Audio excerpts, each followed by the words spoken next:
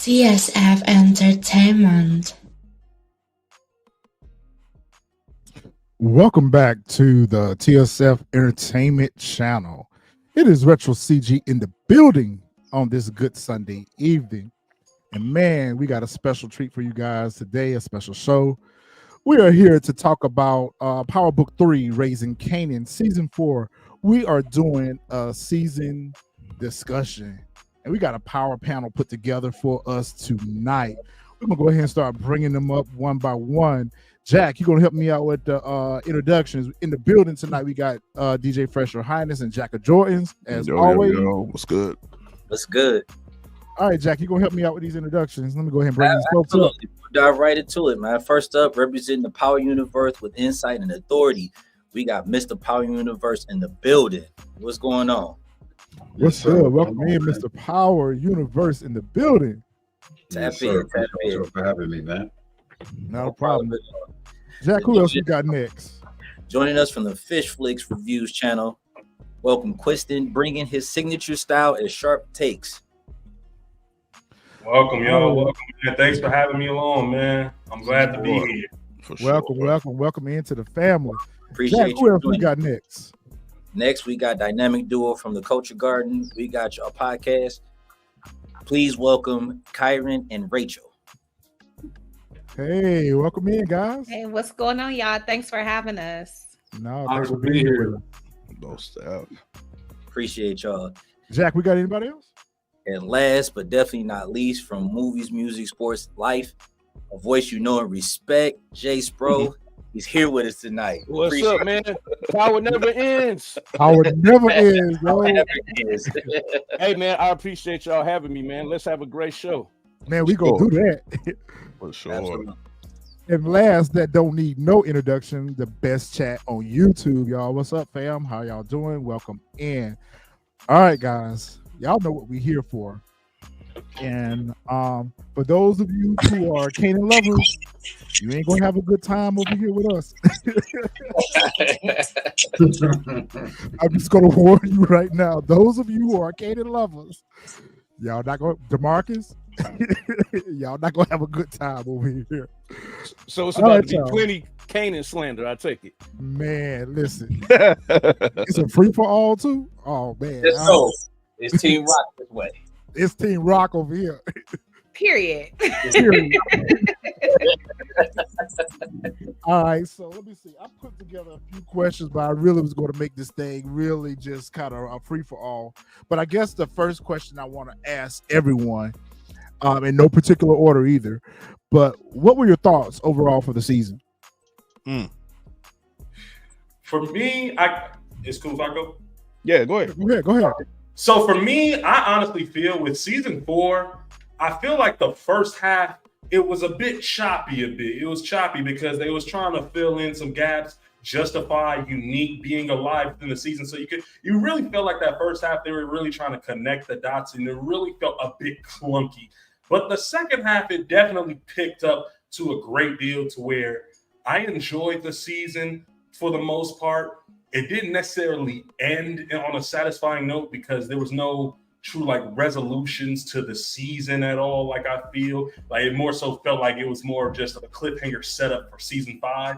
And that's kind of what this whole season in a way felt like to me. So for me, I enjoyed it. It is the weakest of the 4 seasons so far, but I feel like it's going to pave the way for an even better season 5. So that's just me. That's a great thought. Great thought right there. Who's next? I'll jump in. I enjoyed this season. I actually didn't think the first part was clunky.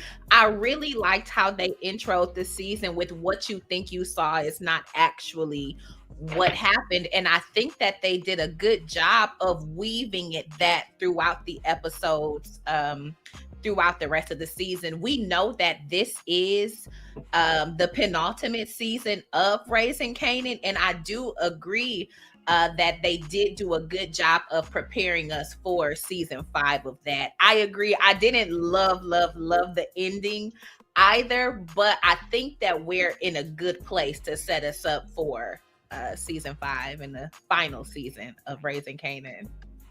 Okay. That's what's up, Ray. That's what's up.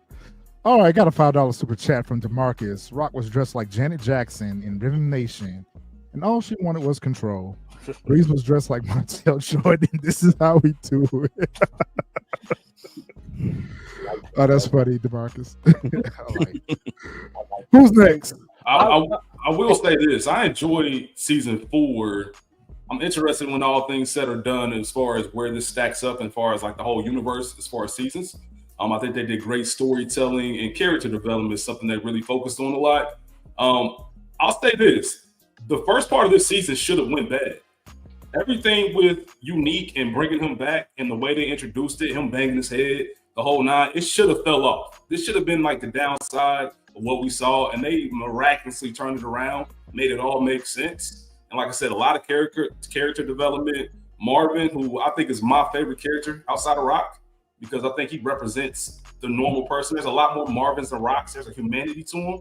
And they did that with Lou and everybody else. Be Real is somebody that I thought was going to be a waste of a character and ended up being someone that made sense. So I like how they tied it together. As soon as it ended, I'm like, there's got to be the last season coming up, because there's no way you leave it on a cliffhanger like that. But great work in the Power world. Team Be Real. We'll get to him. All right, Rich, I feel you on that. Who's next? I'll jump in. I would say, I'm hoping y'all agree with me on this. I think Patina Miller did a masterclass. Like, of all the seasons of Raising Kanan we've seen, I feel like this was her best acting. I felt like she carried the show. Point. I don't know if it's just me. It felt like everybody else was underdeveloped. Like, this season felt like the Rock and Marvin show. You know, Marvin was blasting everybody. He had like a quota, like, I got to drop at least 3 bodies every episode. And there was so much development with Rock, but I felt like Kanan is underutilized. It felt like they kind of just put Lou to the side for most of the season. You know, I mean, you know, obviously producing for, you know, Be Real a little bit, but he really didn't start having any real impact until like the last 2 episodes of the show. So I think for the final season, they really got to give us something like they used to when the show first started, where they give us development with everybody, and to say nothing of how they handle Famous. I know all y'all think that was just terrible. That was the way they handle Famous. Yes, absolutely. Like, he deserved better than that, because we really liked him as a character. Fish Flicks don't think that. He's like, nope. All right, Mr. Power, what's your take?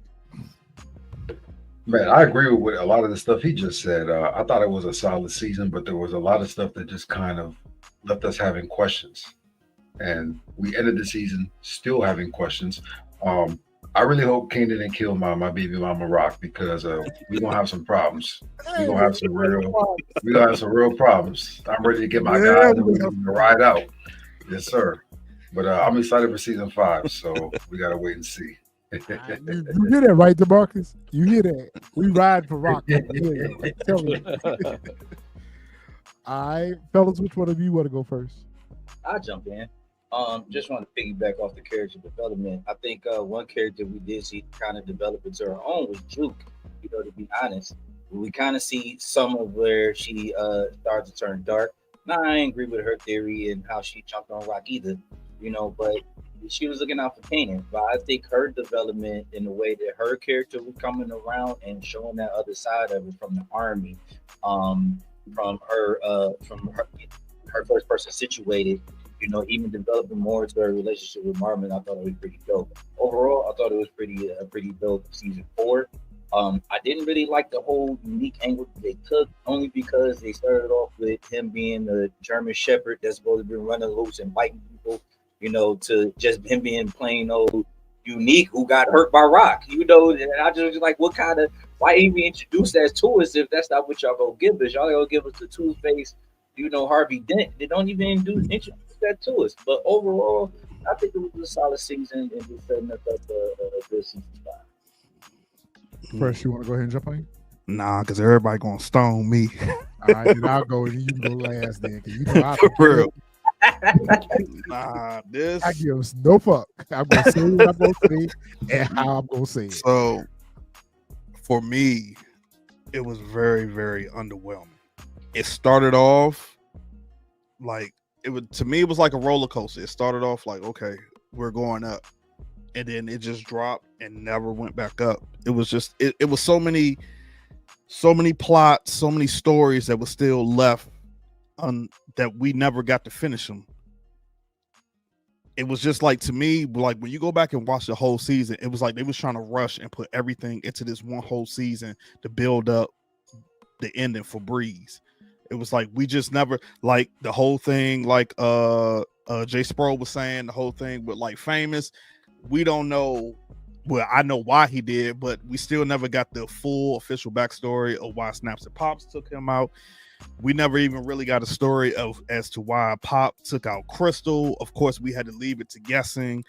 You know, like Jack was saying, along with 1 minute we saw with Unique, he banging his head, he crazy. Then another minute he cool, and early Tyler. It was just so much stuff that could have been written better. It was just like they were just, in my opinion, it was just rushed to hurry up so that we can get to the last episode, so that we can finally meet Breeze that everybody's been talking about for the last 10 years.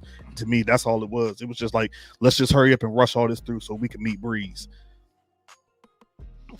So for me, you know, I don't know about the rest of you guys, but Raising Kanan is our favorite out of all the Power installments. We 80s babies over here, so we grew up in that time. And so we really enjoy the writing on Raising Kanan as opposed to some of the other spinoffs. They were kind of a little bit, you know, all over the place, a little far-fetched. I think this season was probably the most underwhelming season that we've had of Raising Kanan. I feel like it's a build-up for season 5. That's not to say that it wasn't a good season. It was a good season. I just, for once, I'm going to have to critique the writing a little bit. It was all over the place, because if you was going to start this whole narrative of bringing Unique back, and I understood Joey Badass kind of wanted to come back to the character, and because of the fan response of Joey Badass being taken out the way he was, we the fans wanted Unique back, but we wanted our version of Unique back, not this version that they gave us. They started out with Unique being in this mental imbalance, you know, with his traumatic brain injury. So we got that part. We understood that part. That would have been a more interesting element if they would have stayed with that. But we started out with him crashing out and having these blackouts, and then it just kind of went away, and it just kind of went to him being a jealous baby daddy, so to speak. I didn't really like what they did with Unique's character, because I felt like what we ended up with was season 1 version of Unique. And we're past that point. From season 1 to season 4, we're past that version of Unique and Rock having conflict. And I can't understand how he remembers everything else so vividly, but he doesn't remember the fact that Ronnie had conflict with Rock. He doesn't remember the fact that Rock was out of the game. He doesn't remember the fact that him and Ronnie had a contentious relationship. So all this anger directed towards Rock is misplaced. Kanan, we've seen this version of Kanan since season 1. Like, I'm ready for that to kind of resolve itself. Him blaming Rock for everything and not taking any accountability for any of his own decision making. That was irritating. Jukebox, I feel like they've developed her character the most out of everyone in season 4. To your point, Jay, Rock is just doing Rock thing. I think Rock is much like our ghost of Raising Kanan. She carries the show. Yeah. Her storyline, her interactions with the other characters carries the story, carries the narrative. So all the other nuances are kind of centered around Rock storyline in itself. But this season, where everyone is blaming Rock for everything, like, yo, come on now, for real. We've seen this, been here, done that. Overall, I think it was a good season. Did not like how it ended at all. All right. I got a $2 super chat from DeMarcus. Which death was worse, Anna or Crystal? Oh, easily Anya. I'm going to say Crystal. Yeah, because it's like, we know, like, we have to assume why she took out Crystal. We never really got a real reason as to why she took out Crystal. Oh, like, I know why. I can tell you that easily. I think it's very obvious why she took out Crystal. She took out Crystal was because she couldn't let her live. They couldn't let Crystal go and Crystal not go back and tell Kanan what happened. That's true. I didn't think of it Yeah. from that scenario. Yeah. I just looked at it like as soon as she heard the word rock, she was just like, "Oh, okay, bow." And Let's go. Right. I was like, "Well, damn!" Like she ain't say nothing about y'all business. She didn't know nothing. So yeah, I think, but Rock. I mean, not Rock. I think Crystal would put Kanan on high alert. So it wasn't my mother. It wasn't. And I think like after that, then he just would have. It would have been nice to see somebody slap some sense into Kanan, but that's definitely why she couldn't live for sure. But since we're on the subject of Crystal, let's talk about her character development. They did a good job with I her agree. character. I agree. They did a good job with her character development because y'all know that we wasn't feeling her. Y'all know that we wasn't feeling her because of how she did Juke over there at Butter. Right. Y'all know that she could get them hands, but they really actually brought her character to a point where we actually liked her. And we actually kind of mourned her death a little bit when they dropped her. What did y'all think about Crystal's and her character development? I'll jump in. I totally agree. Could not stand Crystal, and it was clear why she had to die. But for me, if Pop would have handled this better, she didn't have to be the one to rescue Crystal from the dungeon. You know what I'm saying? We would have never known that the police officers who kidnapped her were on Snap and Pop's payroll. So she didn't have to be the one. She did that because she herself is cruel. You know what I'm saying? But I hated Crystal. So I was very mad at Kanan for getting with her, the Aisha of it all. I was pissed, and for how she played Juke, and for Kanan and Juke to be so close. The fact that, again, Kanan being young and dumb, you allowed a chick who played in your cousin's face, your sister cousin, tried to get her beat the F up, stabbed up, and now this is your main chick. This is your bottom. Like, you love her down like this. It was really crazy to me. But she redeemed herself. I appreciated her as she moved throughout the season and how she was the only one, even when Juke was not, trying to speak to Kanan in a way in which that nobody else has the power to. And that is the touch of a woman who can say things to you that everybody else can't. We have your ear in a different kind of way. For real. I have to agree. I'll say this. If y'all remember when she came to Jukebox, she kept it so 100. She said, I knew right away that you had the best singing talent in the group and you were way better than me. And I had to do something because I'm trying to get out of my situation, but I apologize. So when you look at it from that standpoint, it's like you have to start liking her a little bit because she just said, man, I can't sing as good as you. And then if you notice, when Rock came to see her, Rock even told Kanan, he said, you got a good one right there. And Rock just don't like throw out compliments. Like she picked up something about Crystal that she said she is solid, and then when she said, hey man, you can't be serving the same place where you live at first he was like, well, what but then it was like, you know what? I think she's right. So she was proving herself to be valuable. So I just don't want to see you get blasted eating a peanut butter and jelly. Man, that pissed me off. Yeah, I agree with that 100%. Everybody had great points. The one thing with Crystal is she did bring a different side of Kanan out, and I wish we got to dig into that a little bit more before she was going. And I think they were headed in that direction. They really were. And there's a lot of value that she just added overall because we were not supposed to like her, didn't like her, and then she ended up developing into who she was. But the one thing I think we missed out on was, to somebody's point earlier about Kanan just being underdeveloped and kind of still being in season 1. There should have been a few more scenes of them together where he really entrusted her. To Rachel's point, if you chose her after what she did to Juke and played in Juke's face and everything else, I want to understand why. If that was my man's, I want to know, like, what do you see in her? Because didn't she play your cousin? What is it that draws you besides her being a pretty face and having some good advice? There's got to be some kind of human connection, almost to what Rock feels for Kanan. There's got to be some kind of pull in that direction that we can see. But we didn't get it. And it was unfortunate. And Snap and Pops really fumbled with that one. Can I piggyback off of what Rich said just real quick? So when you were saying like how we didn't necessarily get enough development to see like that connection between Kanan and Crystal, that's kind of like my problem with episode 1 of the season, is because we went backwards back into season 3 instead of starting off in season 4, because season 4 didn't begin until episode 2. So if we would have started season 4 right from episode 1, I feel like we could have gotten a little bit more of that development of, like you said, of Kanan being able to entrust in Crystal more so than ever before. So because there's like that big chunk of time that we did not necessarily see. And it's probably became from the rewrites and everything that was going on.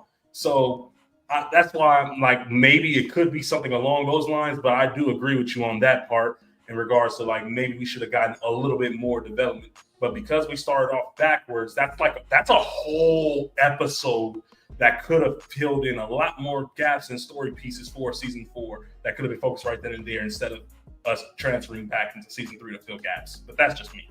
Yeah. And real quick, I think we saw more. I think we saw Kanan care more for Davina than we did for Crystal, just from how he approached it. Now that might be because Kanan was still young, and this is a different Kanan we're looking at than then.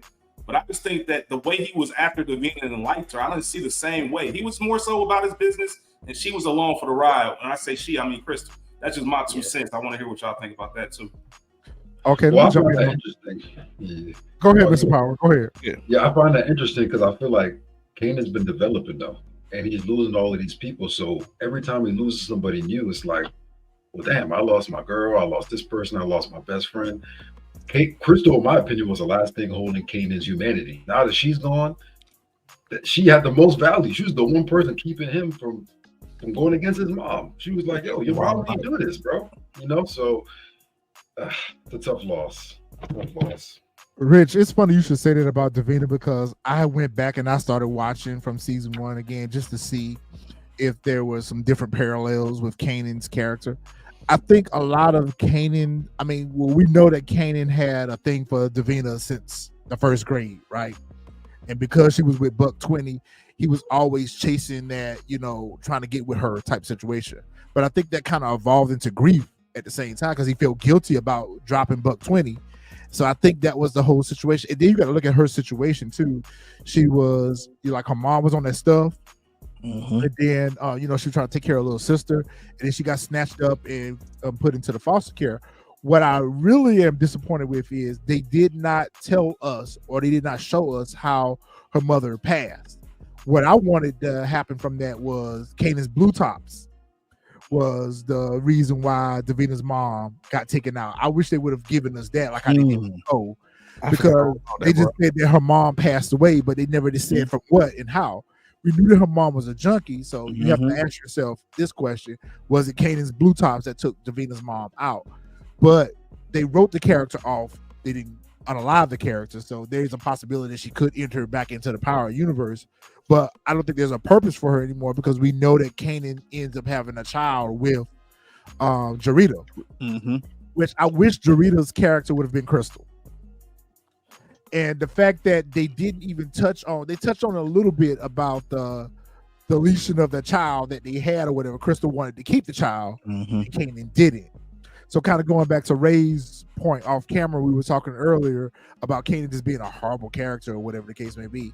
Like, he had a rider with him, and I don't think he realized that Crystal was his rider. He did not realize, but she gave him good advice that he ultimately followed, except for her advice about Rock.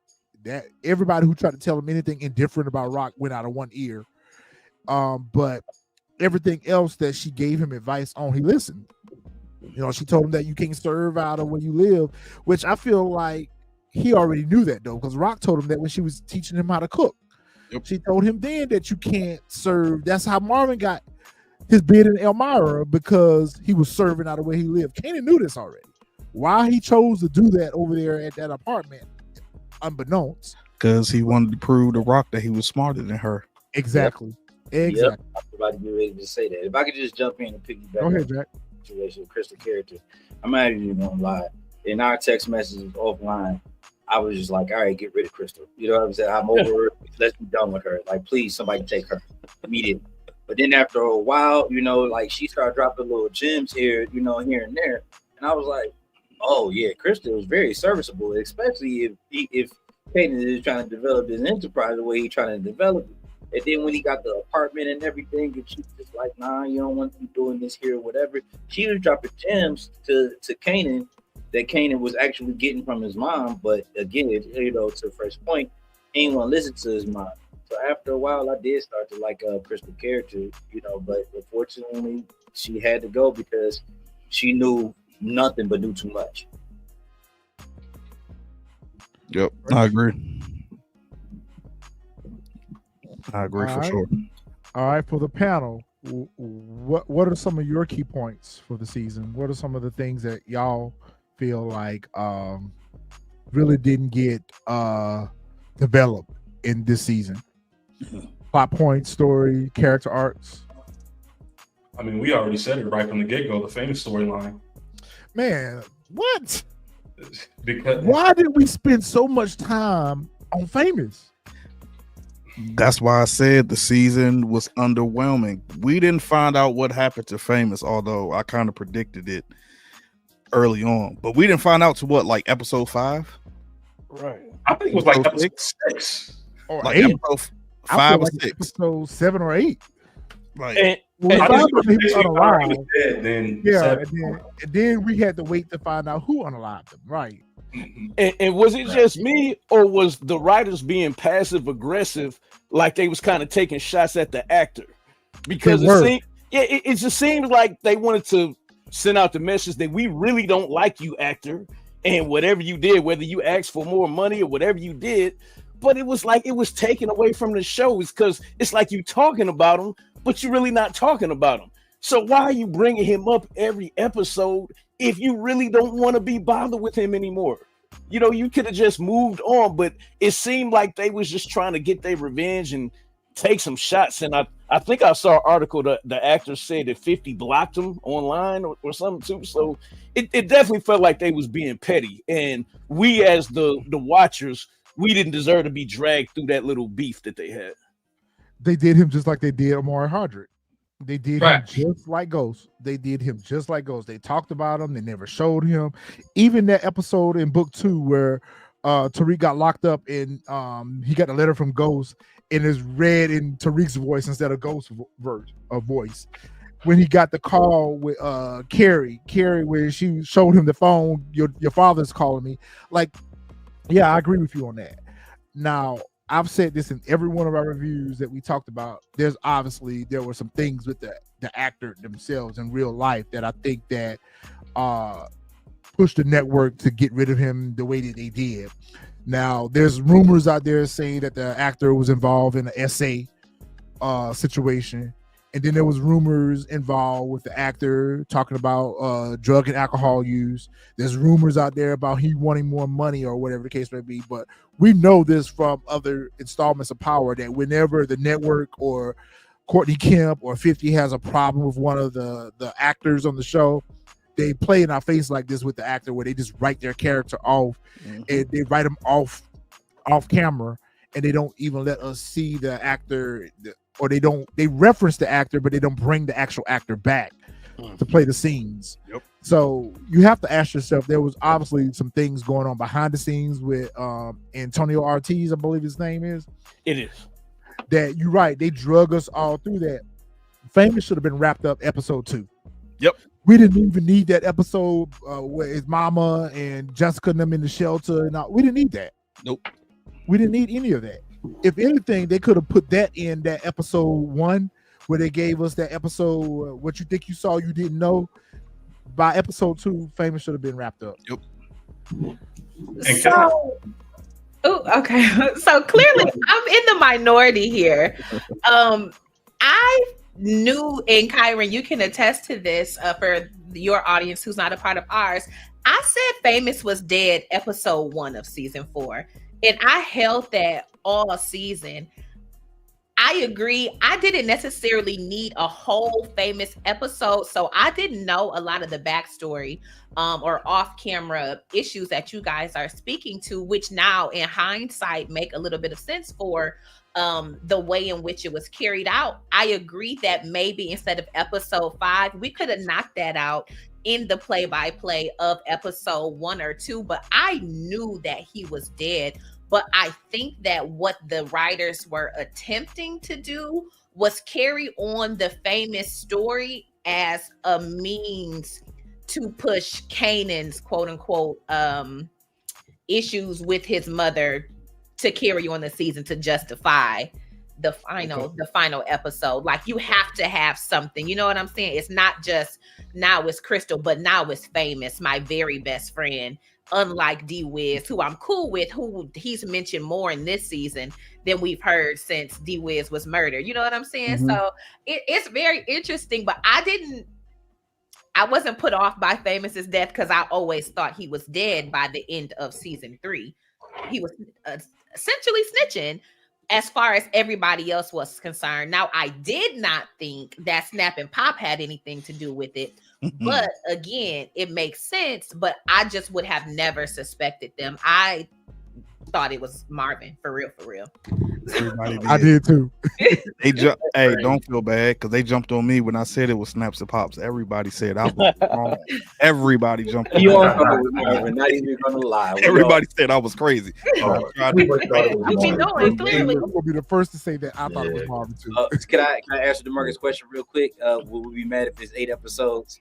Look yourself in the mirror and ask yourself. We was pissed off with the 45-minute episodes. We need 12 episodes is what we need. For real. No, 15. Matt, let the baby good on the podcast with us. You try to get that screen time. Yeah, she's gonna get on here too. Mr. Power, what you think about this whole situation with Famous? What was your thoughts? Man, kind of like how Ray said, I knew he was dead before season even aired. Once they put out the trailer and was doing the promotion and stuff, I was like, where's the actor at? Why they got a poster with Stefano and Snaps and Pop and not Famous? He's the OG, you know, and we start to hear kind of these rumors that you guys speak of, and we know how stars be moving dirty sometimes. So I was like, hey, be out of here. And if you notice, like, he wasn't on the credits for any episode. So they using his name and likeness, he's not getting a dime off of it. Yeah, So, yeah, he get paid for crazy how nothing this they- season, right? Nothing. And think about all the views and the controversy that he built up. A lot. That's a lot of money, bro. A lot. Which goes back to Jay's point. I think that they were antagonizing the actor a little bit, so to speak, because we did not need Famous talked about in every single episode this season. He was literally talked about in every character. Even with Stefano name dropping him, Famous last words. They found every opportunity they could to acknowledge the character, but not acknowledge the actor. He was not credited. He was not shown. So you're right. I feel like that was some of those situations where they were kind of playing with the actor, like, yeah, you out of here or whatever, but we're gonna talk about your character. Your character lives on, but you don't. My apologies, man. My daughter wanted some airtime. That's all right. You should let her get on. All right. Can I add about the Famous thing real quick? My problem with it at the end. Go ahead, bro. Yeah, so my problem with the whole Famous storyline is that at the end of season 3, it seems like they were going in a totally different direction with the character because they had this man dead to rights. The moms turned in the gun. They ID'd Famous right there at the crime of the scene. It's like they literally had this man dead to rights. So it seemed like it was going to be a whole season like him doing like a trial battle or something along those lines. And then you come into season 4 and it's saying like, oh, he was giving them information on dirty cops. How the fuck would Famous get information on dirty cops? Like, it makes sense to me. Right. Who was the informant on? Yeah, like, they're all, right. We all know Famous was not about that life whatsoever. Yeah. So how would he know, like, oh yeah, these niggas over here, they dirty. Oh, you gotta watch out for them. Like, what? Speaking of dirty cops, one of the things that I was really upset about, and I feel like they didn't need to, but they could have gone, was cop just gets dropped, and that's it. You have one press conference in the opening episode, and there's nothing else about Howard. You have this meeting between the chief and Garcia, they have to close this case before he retires, but you really don't get it except for Garcia harassing Juke. You introduced Burke's dad last season or whatever season that was. He's not going to fall into this to kind of see if Howard had anything to do with his partner. They suspected him of being dirty.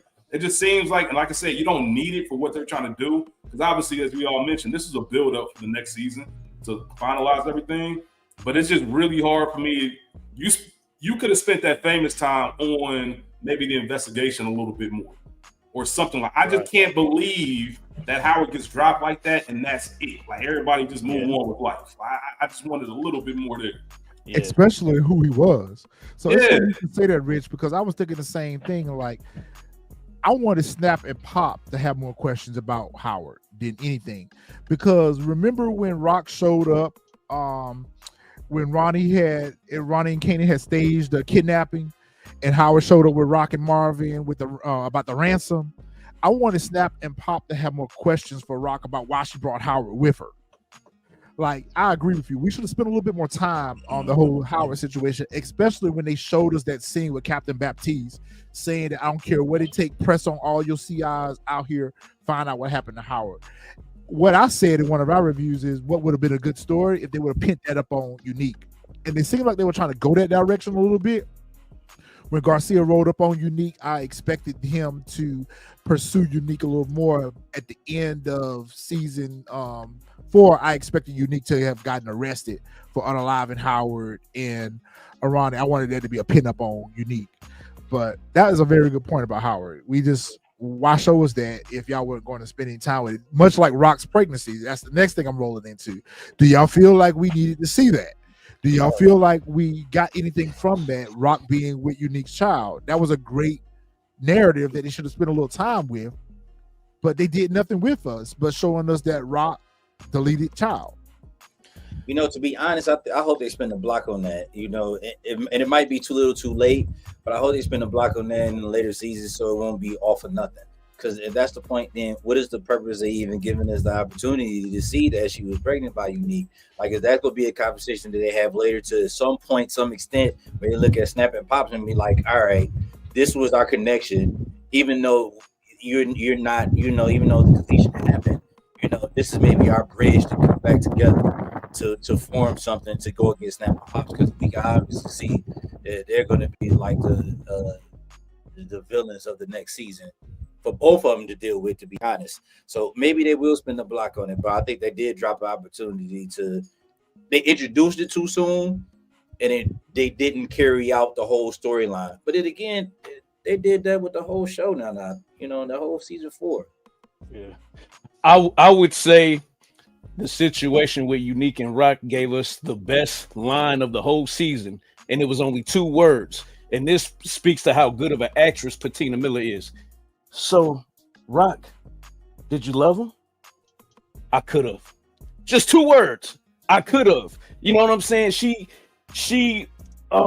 communicates so much with saying so little, and then we all fell for her in that moment because we know that she loves Symphony too. So the 2 people that she was involved with throughout this Raising Kanan process, like, she was really into both of them. And that gives us a balance for how cold-hearted and ruthless and street she can be. That she was vulnerable. So she was vulnerable to Symphony, and then it felt like she regretted being vulnerable with Unique because now he's coming at my head.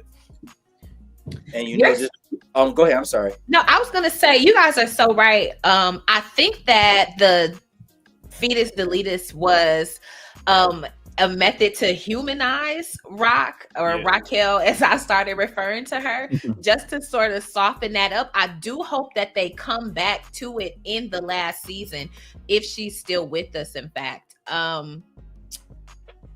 When Unique showed up in her kitchen to confront her, his appearance to her, she said, me and you had something. And so that speaks to the nature of the relationship that she thought they shared. And I thought Unique was fucking with her like that too, but maybe not. And maybe it's the traumatic brain injury that's got him tripping like this. But I hope that them showing us that was more than just showing that Rock is a woman who can produce. Oh, yeah, you had your antennas on because I forgot all about that. I didn't even peep that for real, for real. I wasn't even paying no attention to that. I was just paying to the fact that he was in there eating some ice cream, butter pecan ice cream in her kitchen. That's all I was paying attention to. I didn't even peep that. That's I think it's the common interest thing too, that brought them close together. It's kind of like he said in the beginning, y'all both meet at the water fountain and bump each other heads at work.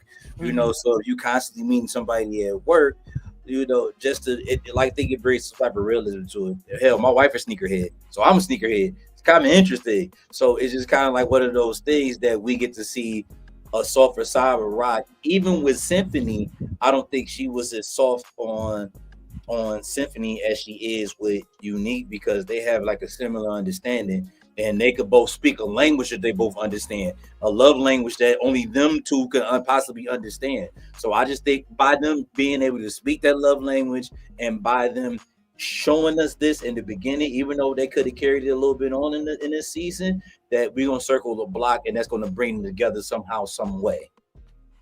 But you know what? What they should have done, if they were going to bring Unique's character back, they should have expanded on his feelings for Rock, because we saw that when Early Tyler had picked him up, and Early Tyler had gassed his head up about Rock taking over his corners and everything.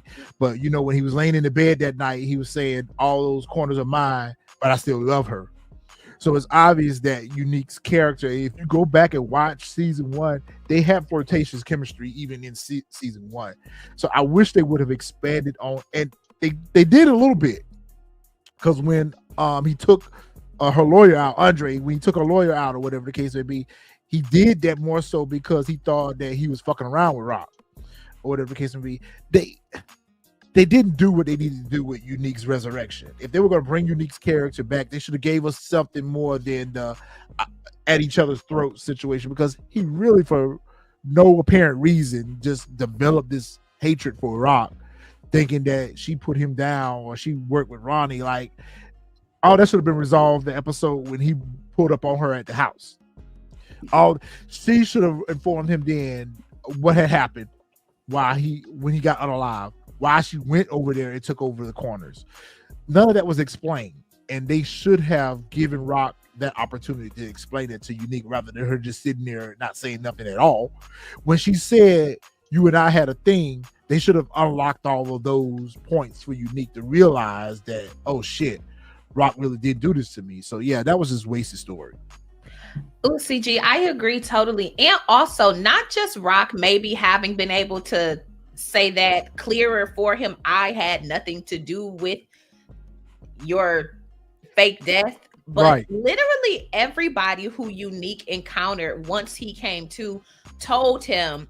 Early said, I don't think she had nothing to do with it, I didn't hear from it. Phil said, I never heard the broad had anything to do with it. Everybody who he encountered told Unique he was not trying to hear it. And maybe again, that's bruised ego. Exactly. But he just was not listening. And then I want to touch, Xavier made a comment about Pop alluding to DEFCON not being Kanan's father, and she did. I believe Snap and Pop know that DEFCON was left-handed per Rock's language. Being that we found out this season that DEFCON worked for Snap and Pop, I think that they are going to use that, dare I say, against Kanan. I think that there's an outstanding debt, and that is why they're doing so much to get Kanan in their employ. Damn, right? Talk that shit, right? Talk that shit, right? That is yo, Detective Ray. Right, she don't figure that shit out. Let's go. I like how she made that. Mr. Power, what's your thoughts? Man, I mean, it's crazy because I think that was one of the things that really soured this season for me, is this whole back and forth with Unique. Like, when you have a great actor like Joey Badass, you gotta write better for him. Like, you gotta put him in a position where he could deliver, and it's convincing. Like, even that whole initial scene with Rock was like, we're all like, bro, she didn't do this. And then he had the interaction with Kanan where he literally said, I took out Ronnie by myself and I would do it again. And he still didn't make that click in his head for him. So at that point, it just kind of made things kind of cheesy for me. I don't see what the beef is. Where's the war? Why do you want to go at her? You know she didn't do this. So I hope they kind of clean that up and they make up in season 5. Yeah, because I like where they were going with the Unique and Rock storyline. I really like where they were going with that. And the fact that it ended the way it ended before it could even develop. And then they take us right back to season 1 version of Rock and Unique. Like even Rock didn't even try to clean the situation up. Like, yeah, I agree with you on that, MrPower. They need to clean that up quick, fast, and in a hurry. Season 5. I do not want us to go into season 5 with the same bullshit. So this makes me want to ask everybody a question. Do y'all, because the Marcus in the chat, he brought up something that I've been saying since the get-go of this season. Do y'all feel like this season would have fared had they not pivoted and rewrote everything to fit Unique back into this season? Because for me, that's currently how I'm feeling. And DeMarcus, he said it. Ronnie would have been a much better fit this season than Unique, because he would have made him being in the position that Unique is in would have made so much more sense all around for this story. And it feels like, you know, Sasha Penn, like, yo, I love what he did for the show, but it seems like he kind of favored bringing his friends back on board that wanted to be on board instead of sticking with the story that he had on hand originally. So that's just me. But what do y'all think? That's what separates. That's what separates good to great TV series, right? That's the difference. Making those realistic decisions. There's no reason Unique is still alive, right? I said it in early season 4. Like, okay, when he's still alive, we knew that at the end of last season, but he should definitely die season 4. It just makes sense. The Unique story, I think, if they went in that direction, is finished. But they kept it going because they love the character so much. If you really want to push yourself to the fullest potential, tell the story and don't focus on the character. Ronnie would have been so much more intriguing to have this season. And everything that we're saying about Unique, it would all made sense had it been Ronnie. Everything that happened to Rock would have all made more sense if it was Ronnie the one doing it and not Unique. Especially when Unique, as Rachel just said, had everybody and their mom reminding her or telling him, hey, I ain't hear nothing about Rock doing that. And we hear everything in the streets. So 1,000% would have loved Ronnie. Yeah, Unique. Hopefully he gets his redemption in the final season, but the story would have been better if he was gone. But they kind of did the same thing with Famous too. So Fish, I agree with you. I agree with exactly what you're saying. I feel like not only did they give us a remix with Unique storyline, but they did the same thing with Famous. So all that time wasted on Unique and Famous was like, is that really where the story needed to go? Because we could have spent a little bit more time in other areas that y'all kind of shortchanged us on versus spending all this time with Famous, spending all this time with Unique, and that took over the season. Those two story arcs right there took over the season. And then you added the dynamics to Miss Joyce, Rock's mama. We needed more out of that storyline than what we got. We needed more out of that storyline than what we got. Like, I was waiting for this whole big reveal as to why Rock had such. The rest of the kids had beef with her too. But Rock had venom towards her mama. Like, it was so much disdain and acrimony between those two characters, even when they were at the church back in, I don't know if that was season 1 or season 2. We needed to understand what caused that. They didn't spend enough time with that. Like, I wish we would have gotten a little bit more from that if they were going to show us that. Otherwise, they could have just ridden the mother's character off like they do any other characters, and not have spent so much time with the whole she's dying of cancer storyline. I agree. But CG, this goes back to what we were talking about early before the live started about how, once they get into a couple seasons, they get comfortable with the writing, right? They say, we want to tell this story, but then you bring Unique back because you like them and you're friends with them, obviously, you have a relationship and you love the character. Doesn't that contradict the storytelling that you're trying to provide? You know what? That's a good point, MrPower. And it's the same thing, kind of what they did over there in book 2 with Mary J. Blige character with Monet. Monet shouldn't have stayed around as long as she did. But I think because it's Joey Badass that's playing the character, it's fan service. So you want to keep his audience, his fan base watching the show. So it's easy for you to bring a character like him back. If Unique's character would have been played by anyone else other than Joey Badass, we wouldn't have got that. But because you didn't want to lose his viewership from his fan base, let's satisfy everyone and bring him back. So you're right about that. And real quick, Booktooth Ghost had no true vision. That's what separates from Man, we need to do a live about no that. vision. Yes, no vision at all. I can say I still haven't seen the first season, so don't get me started, please.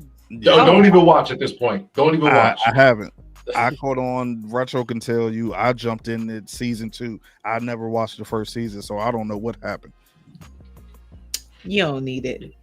I wanted to ask CG in regards to Joyce. Do you have a sister? Do any of y'all have sisters? I do. And did she ever, without obviously being too anecdotal, did she ever beef with your mom? Yeah, I did. Yeah. The mother-daughter dynamics can be so tricky, and so when you have a mother who essentially ain't shit, like what we learned from about Joyce from all of the children, it's easy to see why the relationship was so acrimonious. The saying goes, you raise your daughters but love your sons, which is why Marvin and Lou were not able to pull the plug on her, were able to have a different relationship with her than Rock. When you don't have a mother as a woman to nurture you, that's how you end up pregnant at whatever age, and then again by some grown man. You know what I'm saying? So it was understandable to me why their relationship was like that. But what I would have liked was more of a story, more stories of how she played in their faces, how she was abusive towards them, or emotionally or physically unavailable. I mean, she called Lulu soft. She called him a coward. You know what I'm saying? So we knew how she felt about him. And she wasn't wrong. You know, he too soft and Rock is too hard was what she said. But as a mother, she has to know that you're the reason that not the soul, but a key issue for why your children are like this. Good points, Ray. Very good points. From a woman's perspective, I like it. That's it. And that helps my understanding a little bit for that storyline between them. I guess more so going to some of the points that you mentioned, that's what I wanted to see more of with that character. We spent this much time with the mama. We need to get a little. Same thing with Tasha's mama. We should have seen more with Tasha's mama too. Like same thing with Kate. We get the same repeat of these power mothers, but we never get any backstory on why they did the things that they did.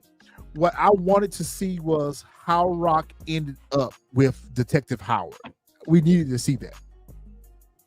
They spent so much time on it, but they didn't give us the backstory of how they connected. And to your point, you know, her mom wasn't there. She was out trying to make a way on her own. So, you know, was Rock a finesse job to begin with? Was Rock really out here finessing?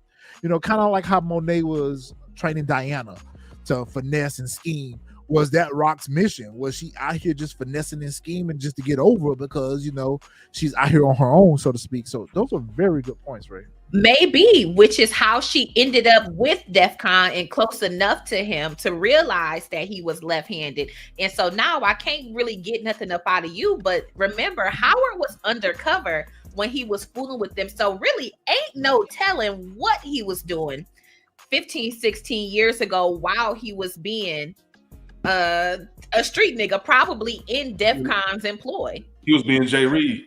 Yeah, you been Jay Reed. It's too deep. You ain't no cop, Jay Reed. You ain't no cop, Jay Reed. But man, when you talk about the finessing and the manipulating, it just reminds me of Ghost. How much do you guys feel like they're really the same character in a way? Ghost was just the better parent, you know. To be honest, go ahead. No, go ahead, Damon. To be honest, they regurgitated a lot of some of the aspect and bullet points from the original, the OG Power. You know, if we can look at it just based off of what we see with Tariq and Kanan, based off of what we see to some of the points that was made here of the parenting with the moms, they regurgitated a lot of things when it came down to the OG Power. And leading off, we kind of said that Rock essentially became Ghost. She carries the show. She's the mastermind behind it. She's maybe not as good of a parent as Ghost is, but she's definitely the mastermind of it. I think we just see like a lot of scenes regurgitated. That's what further makes me think like if this is the end of Rock and we go into season 5, this is remind me of the way that we ended with Ghost. It's the exact regurgitation, and it's kind of like, nah, Rock deserves better. We deserve better. Like, so it's a lot of things that they just go over and over and over, rinse, wash, and repeat when it comes down to OG Power. And you can see in almost every power, from raising Kanan to even forcing some aspects, and into to Ghost and Power of Book 2. I will tell you right now, if Rock is gone, I'm not watching the last season. So y'all won't see me. I'm dead serious. I'm not playing. Like, nah. There's no way they get rid of Patina Miller. There's no way. I can't buy into the whole Rock story. There's no way. I think so. Okay, If so I me and watch Jay are the only two episode that feel 1, like Rock is gone. Because I she's do. gone. I'm gonna tell you right now, she's gone. I don't Why do you think that though? Why do you think she's gone? Okay. I got a breaking one on here for you. Okay, so there's a content creator by the name of Get It How I Live. Have y'all ever seen his stuff? Yeah. Okay, Get It How I Live. Now, I would just call Cap if he was just talking it, but somebody sent him the screenshots. So they are having dinner, and you can tell it's like a dream sequence because the room is completely black. The whole family's at the table. Rock is at the end of the table, Marv, Lou, Jukebox, and then they got pictures like in frames of the family, and they all talking and laughing, but all the cast has on the same clothes that they had on the promo for season 4, but Rock has the same outfit she got shot in. And supposedly that's supposed to be a scene from episode 1 of season 5. Okay. I'm gonna be real, bro. I don't believe. I've seen that photo. I don't buy that shit whatsoever, especially in this age of AI. Okay. I don't buy it at all. Okay. Bro, I refuse to believe Rock is dead because she is the star of the show. The whole grasp of this entire show is the relationship between a mother and her son. And I think, honestly, because at the end of the day, that's what she's just trying to do. She's just trying to support and provide for her son and her family at the end of the day, in the most craziest of ways, of course. I think, honestly, she's not dead because and I think me and Mr. Power, we talked about it, because I instantly thought of season 5 of the OG Power. Remember how when Tommy shot Angela, they vividly showed him shooting Angela, and then they cut to black? No, they just had the gun, Kanan point the gun at Rock, do a gunshot over black. I feel like if he would have shot her, we would have saw it. Even with Ghost, we didn't see him get shot, but we saw clearly he got shot and was falling over the ledge in the most melodramatic of ways. So, yeah, I don't think she's dead. I honestly think they're setting her up for a bit of a redemption arc to kind of sway away from it being the same old shit that we saw in the OG Power and everything. And I think it's going to end, the show is going to end with Rock leaving New York. That's my whole prediction. Okay. So, Fish, do you think the interview then is BS that she did? Yeah. Complete bullshit. Yes. Okay. They did the same shit with Joey Badass and Unique. He was talking about, I'm going on a tour or whatever. Come on now. Exactly. Come on. I agree 100%. And like, she never outright said like, I'm dead. She just was saying like, I'm appreciative of my time here. Whoopty whoopty woo. It was never no direct answer. If you read that. The main reason why I don't think that she's gone is because there's an actual picture out there of her when they finish wrapping up season 5. What would be the purpose of her being at the set for the last episode of season 5? I will say this: they could hit the okie doke. I know in Succession when they did the Logan Roy death, they still had him show up to set to make sure that the paparazzi, they didn't give it away. I doubt stars would go that deep, but I think she's still around. I'll agree with you.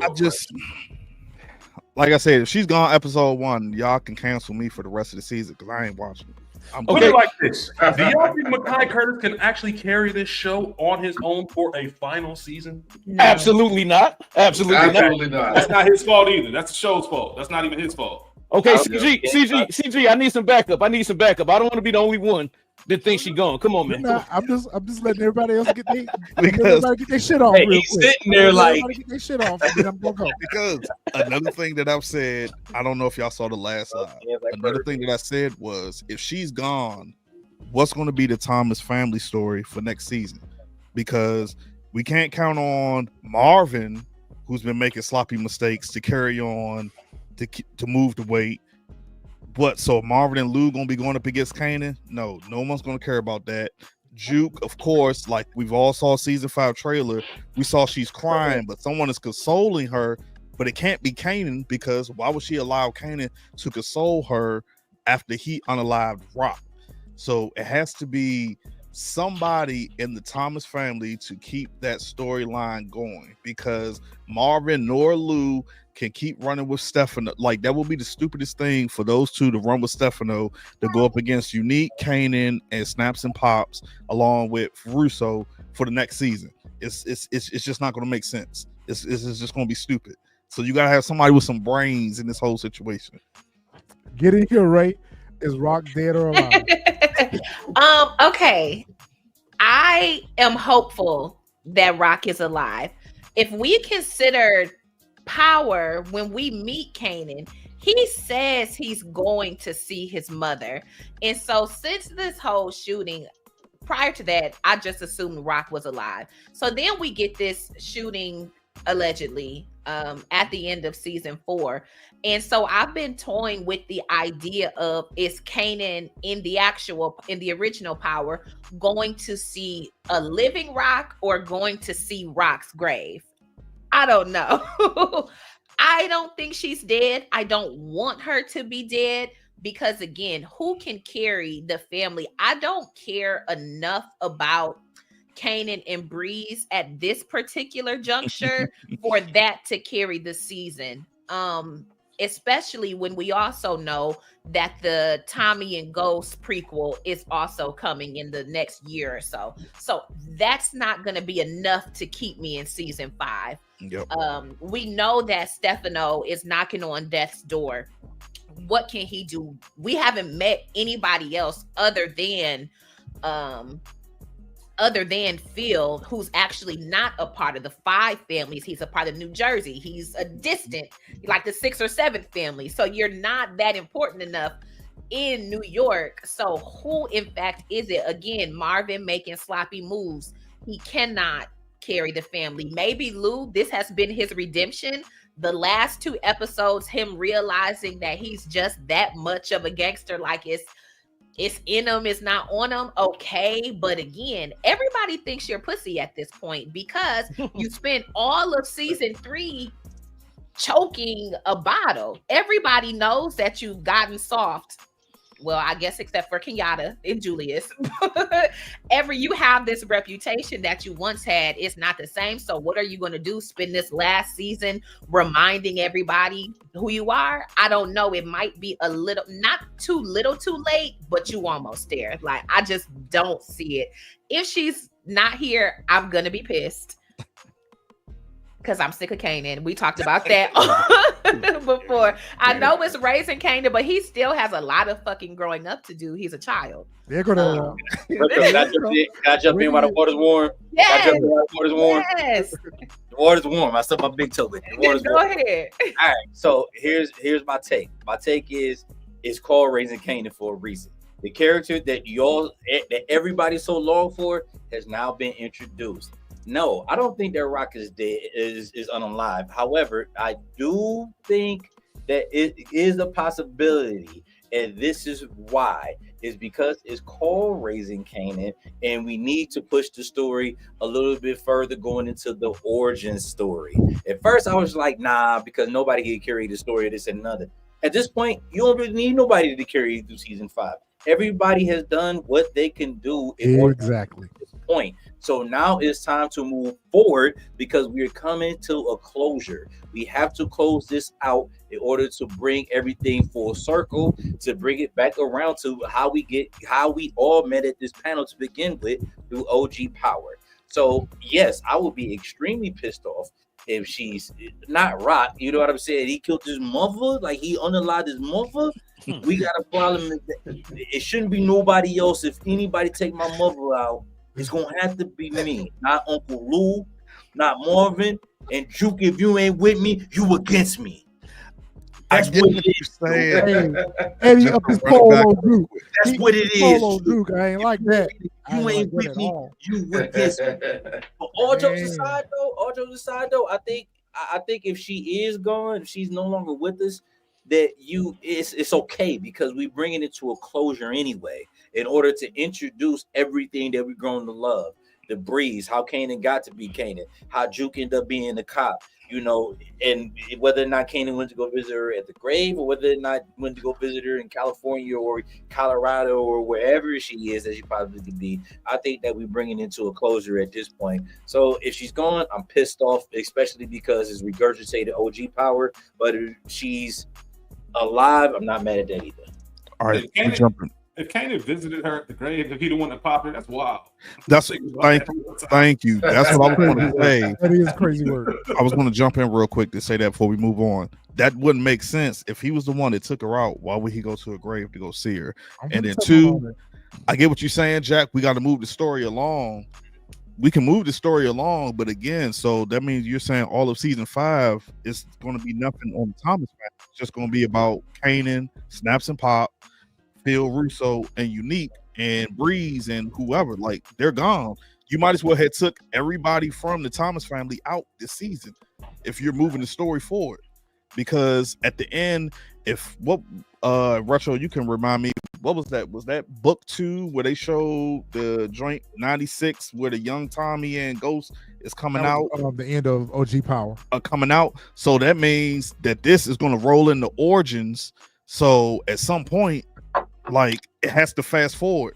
So that's another reason why I think we're now, a lot of people have debated this on this, that we're in 93 because we have to push forward because they were going to meet up with Kanan or Breeze, whoever, in 96. So somehow, some way, like if that's what we're moving forward to, then Lou, Marvin, and all them, they got to be gone next season, at least at the beginning. That's the only way that's going to make sense for it to push forward.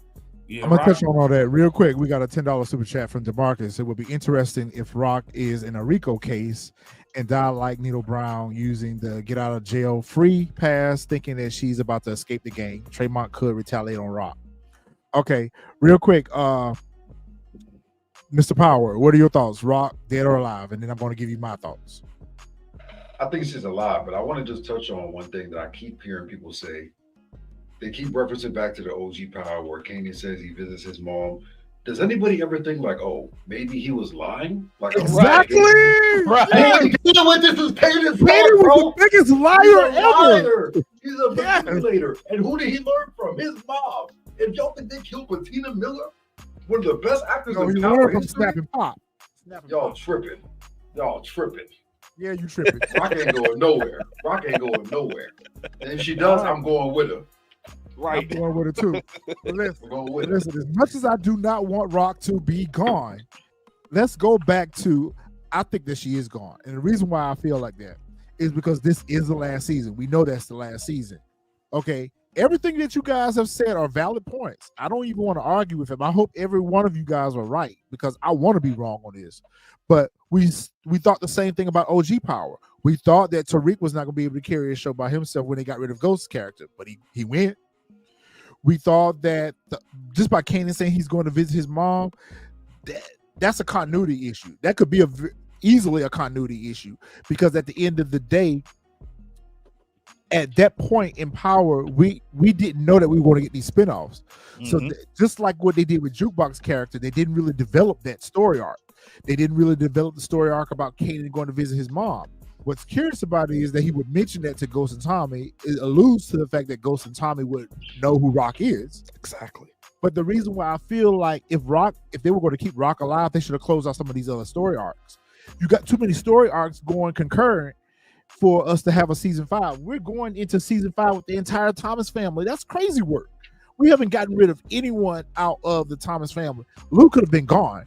They should have let Lou took himself out when he tried to unalive himself at the Shady Pines mental rehab, drunk rehab institution where he went and got the drop cord out of the utility closet. That's terrible. Get rid of him. Shady Pies. That's the Golden Girls. Wherever the fuck he was at. That is terrible. Marvin, you could have let Marvin got dropped in that shootout. Like, you're bringing all these storylines over to season 5, and then you're gonna rush to try to close them out. Plus, introducing a new storyline with us with Breeze. Then you got to snap and pop. You just got too much shit going on for it to be the last season and close out. For the story to move forward, Rock needs to be gone. And Kanan needs to realize that that was the biggest mistake he made. That needs to fuel his revenge against Pop and Snap, because y'all manipulated me into unaliving my mother. That needs to my mother. Y'all manipulated me into unaliving my mother. So to me, I feel like Rock being unalive actually pushes the story forward, because now Kanan needs to realize the big mistake that he made by unaliving his mom, because you were gassed up on shit that someone else put a battery in your back on. Marvin and Rock's business is already dead. Rock's business is already dead. She ain't got no work on the street right now. Unique is already taken, and then you got Unique that's still out there. That's another element. Like, y'all haven't closed out any of these stories.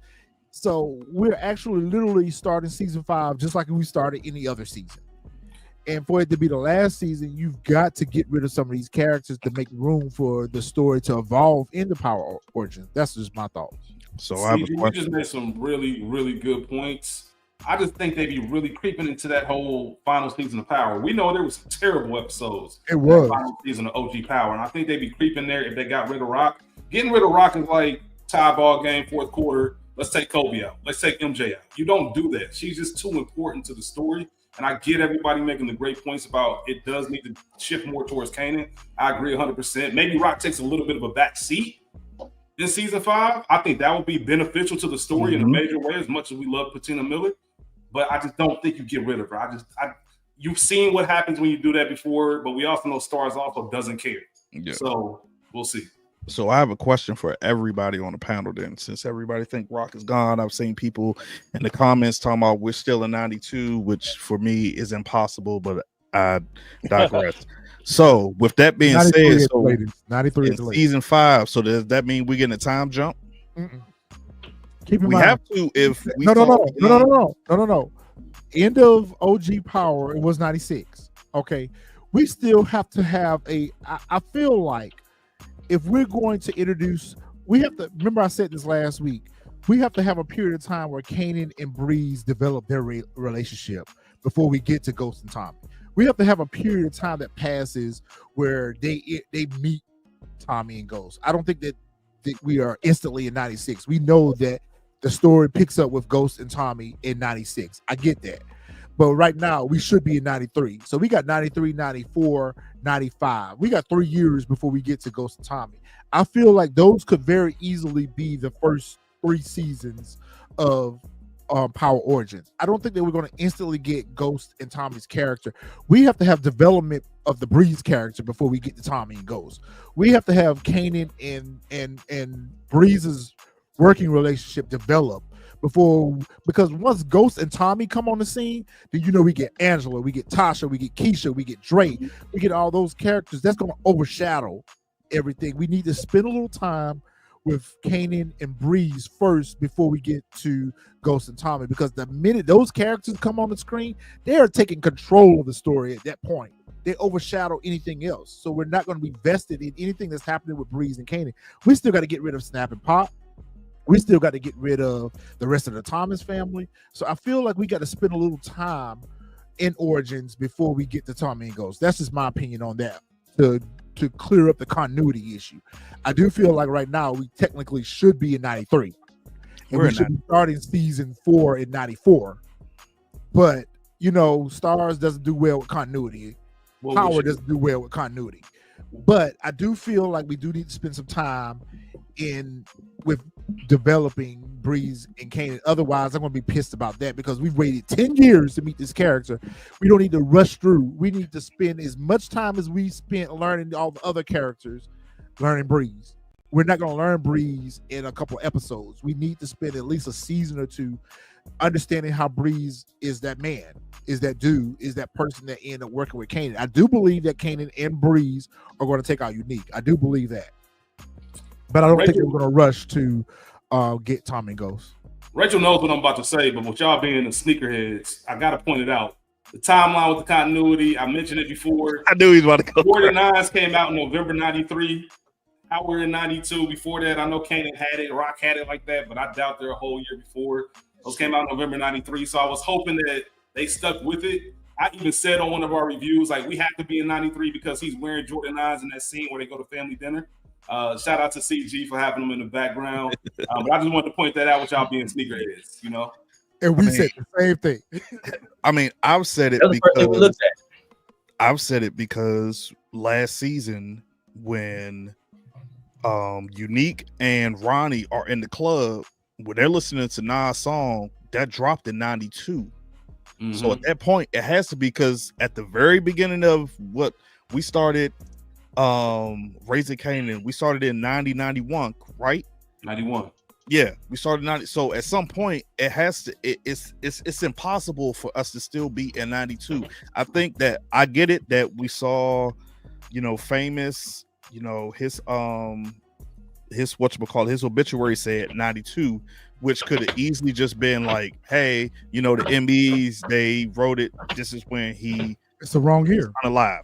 We saw when Kanan goes to his grandmother's headstone and it says that she passed away in 92, but still at the same time, we're not seeing the exact time frame he's going to see that headstone. It could easily be 93, which, like I said, I don't care. Nobody's going to change my mind, but that's why I posed the question, are we going to get that time jump? Because that's the only thing that's going to make sense for the continuity, because there's no way that season 5 could just be 93 and then we roll over into Origins. But it has to be because of the fact of they didn't give us closures of the story arcs that are going on in 92. So it has to pick up where it left off at. It has to pick up where it left off at with Rock being shot.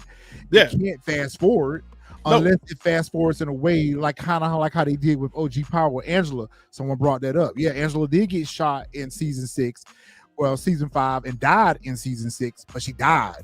Still died. But I mean, like, we get that time jump. Like, let's say, like, how we got the prequel on the first episode.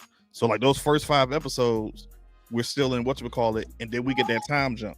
Like, that's the only thing for me that would make sense. I don't see how they could write it. Yeah. So for me, honestly, with the timelines and everything, and closing out these storylines with the certain family members and whatnot, and just to piggyback on like whether The Rock is alive or not, I see what you mean when you're saying like she has to be dead in order to further on these character stories and whatnot. I kind of feel like she has to still be alive, because she has to sit there and reflect on like, damn, everybody's saying I'm a monster, I did this, I did that, and then all the arguments that she was having with Marvin in that season finale as well. You could do like she gets shot, but she survives, and then kind of like a step back in a way, because in her mind, Rock, she's not gonna want to go in a war against her own son. So that's big, and then like her whole business is collapsed and everything, so she has no business, so she could take that step back. And then Kanan, he pretty much just caused a whole civil war with the family, and then you can still focus on him and Breeze building that relationship and slowly but surely uncovering the truth behind Snaps and Pops and their true motivations. And then that Kanan comes to that realization, and then he goes back to his mom, and then you start to build that reconciliation between the two, where Kanan kind of matures a little bit. And then you can end the season on somewhat of a satisfying note of the mother and the son joined at the hip for one final time to take out the people that tried to completely kill their relationship at the end. I like that. Move on. And then you have Rock possibly, like I said, have her leave New York. I feel like that's the strongest route for her to go. Killing her, that's just too easy. Same old. And her cliche. choice to leave on her own accord and let her son be a man and handle business, I just feel like that's just Jeff's kiss, man. I think that'd definitely be the perfect storm. But let me ask y'all this question: What do y'all want to see now that we here and now that we finally get to meet Breeze? Because in our chat, everybody was saying, "Oh, this person was Breeze. We thought Unique was Breeze. They thought Simony was Breeze. They thought, somebody in Stanford Pop Camp was Breeze. Ronnie was Breeze. Ronnie was Breeze." We all had asked, we all had these questions come up in our comments. Now that we here, now that we get Breeze, what development do y'all want to see out of Breeze, and how do you think, or what influence do y'all want to see between the Breeze and Kanan dynamic? I want Breeze to teach Kanan how to play chess. And I don't mean the actual game chess, but figuratively, I want him to teach Kanan how to move different. Kanan moves are sloppy. They're emotionally driven. They're not strategically driven. The only time we've seen him use any little bit of a strategy is when he went to put Ronnie down. And maybe some other little schemes and scams that he's done, like with the car, with the gas station, serving with the gas station and the courier service. We see that, but that needs to be pulled out of Kanan a little bit more. We need Breeze to teach Kanan how to move out here in these streets and not necessarily be manipulated. That's what I want to see the Breeze character do for Kanan. So you saying, like, just to add, just a quick question. So you think kind of like how Kanan was doing Tariq in a way? Is that what yes. sports? Yes. Oh, gotcha. Yes. I'm gonna jump back on the question on do you think there's gonna be a time jump or not? I think the time jump is gonna depend on one character, and y'all about to flame me over this. The young brother who discovered Famous that a lot of us felt was Young Ghost. No. If that is Young Ghost, then no time jump. If that's not Young Ghost, then yeah, time jump. I bet my life savings that ain't Young Ghost. Hell no. Yo, not Ghost. That is not Young Ghost. I'm sorry. That is not how they're going to introduce that character. Can't let this go on. Y'all are disrespecting Ghost, bro. Thank you. Ain't no way they're going to introduce him like that. No. Come on now. No. Come on. They introduced We've Breeze. been watching Power for too long. Ghost has to get more of a prominent introduction. The way we will know, just like we did with Breeze. Yeah, we will know when Ghost is on. Yeah, we will know when that character is introduced to us. But it's Young Ghost though. It's not polished Ghost. It's not 3-piece $1,000 suit Ghost. It's Young Ghost.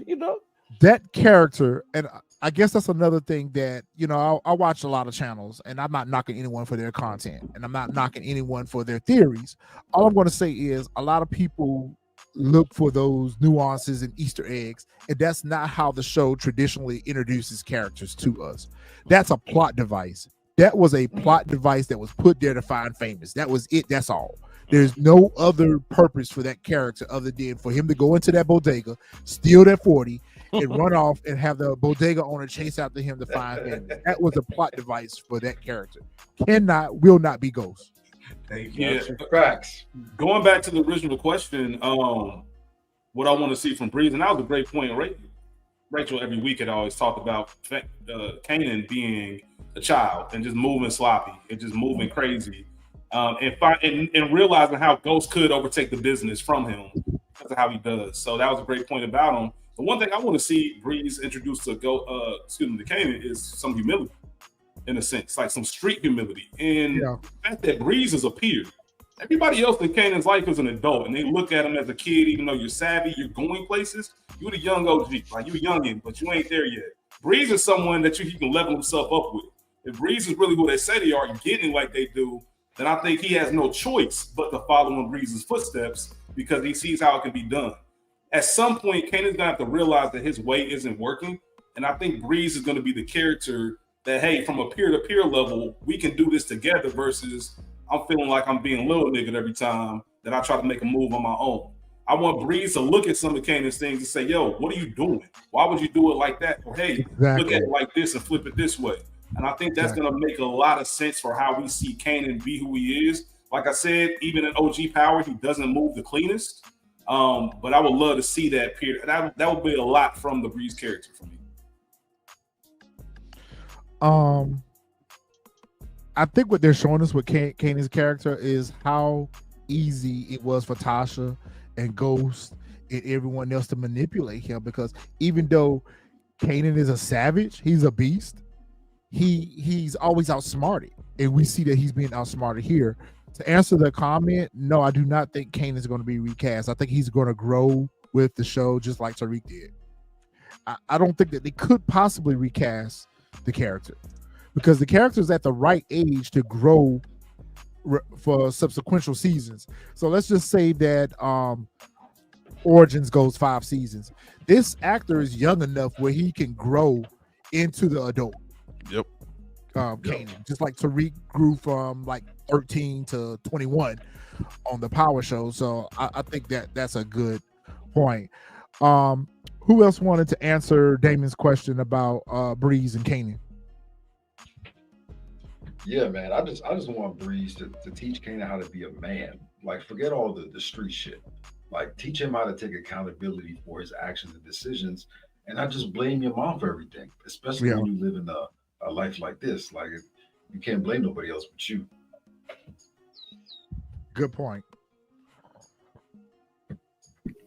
I think I think with Breeze, or definitely because we already understand who Kanan is, we already see the savagery in Kanan. I think Breeze just need to give him more of that street smarts. Like he thinks, like Kanan only thinks of what's in front of him. You know, he can't see outside what's in front of him, and that's what get him in trouble so much because he think he know everything that he just see that's right in front of him, except for, like y'all said, to y'all point, with the Ronnie situation. So I think Breeze will bring the balance so he'll have a better understanding of the ins and outs of the underworld, because he just think that it's just money hand over fist instead of all these chess pieces that's moving outside of what he possibly could see. And that's probably why he blamed his mom for everything, because he only see that. And well, of course, we know that he's not going to see no further than that, because he could have seen no further than that in OG Power. The only time that he kind of made chess moves is with peak sneakers, and even at that point, they kind of figured that out too. They kind of was like, well, nah, you know, they was like, well, maybe is really Kanan behind this? And they was like, oh, maybe it's not. Why would he, or whatever? So even he couldn't see the flaws in that plan. So I'm just hoping that at least at some point that he learned how to play a little chess instead of always playing checkers. You know what? My next question is going to make me. My next question is going to actually make me piggyback on the fact that Rock may be alive. I'm gonna have to say I'm 50-50 now, because what was the purpose of keeping Stefano alive? What was the purpose of keeping Stefano alive? That character should have died. Why did we need him? Why do we need him? And going to someone mentioned it on the panel earlier about they couldn't see Marvin doing any business relationships with Stefano going forward. If they're going to kill the character, they should have just killed him in this season. So I feel like Stefano is still alive. So that brings me to my next question. Who was Rock on the phone with? My vote was Stefano. Go ahead, Ray, because I seen she been Ray ready to go jump in for a minute. Yeah, I seen her. So I was like, go ahead, jump in. So I forgot what I was gonna say about the whole Breeze of it all, but I don't know that Breeze can teach him how to be a man per se, but I do hope that he can provide some sort of perspective and experience, because clearly he's not able to receive from his uncles, because you've had the example of Marvin and Lou. Marvin, who cleaned his life up after going to jail, after being high on his own supply, and the same thing with Lou. Like, you don't have anybody, any male figure that you actually respect in your life. You almost had it with Howard. Maybe he sees some redemptive quality in Snap that we don't see, just as in OG. But I think, CG, to your point, as far as keeping Stefano alive, again, Stefano is a part of the 5 families in New York. Keeping him alive, knowing that Marvin is the shooter, I think that this is his way of now getting back at Phil. We learned in the final episode that Phil has never done enough. He's never been the guy. And so even with the way in which he stabbed Stefano, you didn't stab him deep enough to know that you unalived him. You left him there knowing that he was still breathing, not knowing if there was anybody in the park who could have potentially seen. So we know that he made it to the hospital. Rock said that he's as good as dead. I think that there is some breath in his body, and he's able to tell Phil's plan with Marvin unaliving Sal. And that is what gets the New York connection, the New York family to back Rock's enterprise, because remember, she does still have all the product from Hafiz. She just doesn't have anywhere or way to move it. The civil war that y'all spoke about, it is coming. And I think that now, prior to this, because of Marvin's faux pas with Early, Stefano was ready to wipe his hands of the Thomas family. But now I have to utilize them again, because they are the ones who are actually able to get their hands dirty. They're the ones that are putting in work. So now I have to put my family's muscle behind them, because Phil in New Jersey played us. Exactly. And Rock is the connective tissue, so she has to be alive. Exactly. Yep. That's why I kept saying Rock has to be alive, because he not going to use Marvin to go in a war against Phil Russo and Unique, all of them. Like, that just would be, we've already seen Marvin is terrible with his decisions. So if they try to do a 180 and then all of a sudden Marvin becomes like this smart leader, I'm like, nah, ain't no way. We just seen him in all of season 4 making all these mistakes. There's no way that he does a 180 and then he just becomes like this. Oh, I'm a general now. Yeah, I can't see it. So yeah. And Stefano don't even know who Lou is, so you can't even mention Lou. We've never interacted with each other once. That's right. Right. In terms of the phone call, I don't think it's Stefano for one reason. She made a comment about frying fish. You know what I'm saying? So it's like he already bleeding from the gut, and you wouldn't want to insult him, by making a joke about his fish place getting firebombed, So I agree with Ray. I think it either has to be Hafiz or Marvin that she's on the phone with. It could be Marvin. But you keep in mind, Marvin just was in a shootout. So the context of the conversation is the clue. She wouldn't be having that type of conversation with Marvin after Marvin just got shot at. That conversation would have been a different conversation to have. Mm-hmm. It didn't make sense for her to have it with Lou, because she had already sent Lou out to kidnap Pernessa and Jerome. Think back to what she said in the conversation. In the conversation, she told the person on the other end of the phone that Unique is going to have bigger problems than some boiling fish to worry about. The boiling fish was a reference to the fact that they set Stefano's fish shop on fire. Right. Earlier in the episode, when she was talking to Lou, she told Lou that she wasn't sure that Stefano was touch and go, that wasn't sure whether he was going to live or survive. To me, I think that was Stefano reaching out to Rock, letting him know that he did survive and that they going to patch up their issues, and now we got to go get at Unique. So I feel like that conversation was a reconnection between Rock and Stefano. It just wouldn't make sense for it to have been Marvin, and it wouldn't have made sense for it to have been Lou, when she had already told Lou at the house to go kidnap, unless it was Lou calling to confirm that they had just picked up Pernessa and Jerome. That doesn't make sense. I mean, go ahead. No, I was going to say, just to jump in real quick, it does make sense. So it can only be those two. It can't be Hafiz, because Hafiz don't know where they move product out of. He just a distro. He's just supplying them. So it can't be Marvin, because just like you said, I mean, it could be Marvin because we're talking about the power of the universe, but I can't see it being Marvin because of, like you said, he ended up getting shot at. But at the same time, I'm thinking like, hey, it could have been because he's like, hey, these fools just tried to take me out. They rolled up on me at the gas station. But like you said, Retro, her tone made it seem like, because she wasn't in like a panic state. Yeah. So if it's not Lou, then it has to be none other than Stefano. Could be Lou. We about to get some new character that we've never heard of before. But those are the only two I could think of that she was talking to on that phone. Because we know it wasn't Juke. We know it wasn't Juke because Juke wouldn't know nothing about that. So, which poses my next question: who was Juke calling? Okay, so that's the big argument between us off camera. We've argued about this for about 2 weeks straight. I'm going to say that she called Marvin.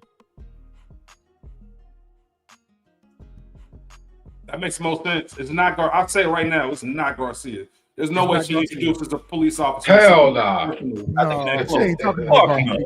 Yeah, so it's not Garcia. I know a lot of Not people in the Garcia. comments have been saying that, but there's no way. I think the way that the Marvin and Juke relationship has developed, and I've mentioned this before when we got y'all, based off where it was in season 1 with that, infamous scene in the bedroom and Juke's bedroom and the way that went down, we should not like it. It's beautiful to see what the relationship is. They really made an emphasis on her talk with Aisha about how much Marvin means to her. And I think that's the only person that she knows or has any kind of solace or comfort in. And I think that's who came in. And I don't think the gunshot that we heard was coming from Kanan's gun. Thank you, my man. Somebody, we here. We on the same Boy, page. boy, say we here. Here we go. I don't think it came from Katie's gun either. Since we were on the topic of it, I don't think it came from Katie's gun either. I'm gonna spin the block on that. I like as soon as we watched it, because we was all texting each other, all three of us were texting each other while watching it live time, and all I was night long. Yeah, all night long. And I was like, it ain't no way. Granted, it's 9 o'clock here, it's 12 o'clock there. We were still going at it. I was like, nah, it ain't no way that came from Kata's gun. I just can't see it. I can't. They came from outside, or they came from somebody who ran inside. Nah, you going past the question. The question was, who was Juke on the phone with? Exactly. Okay, well let me talk about that then. Juke was on the phone with Marvin. Okay.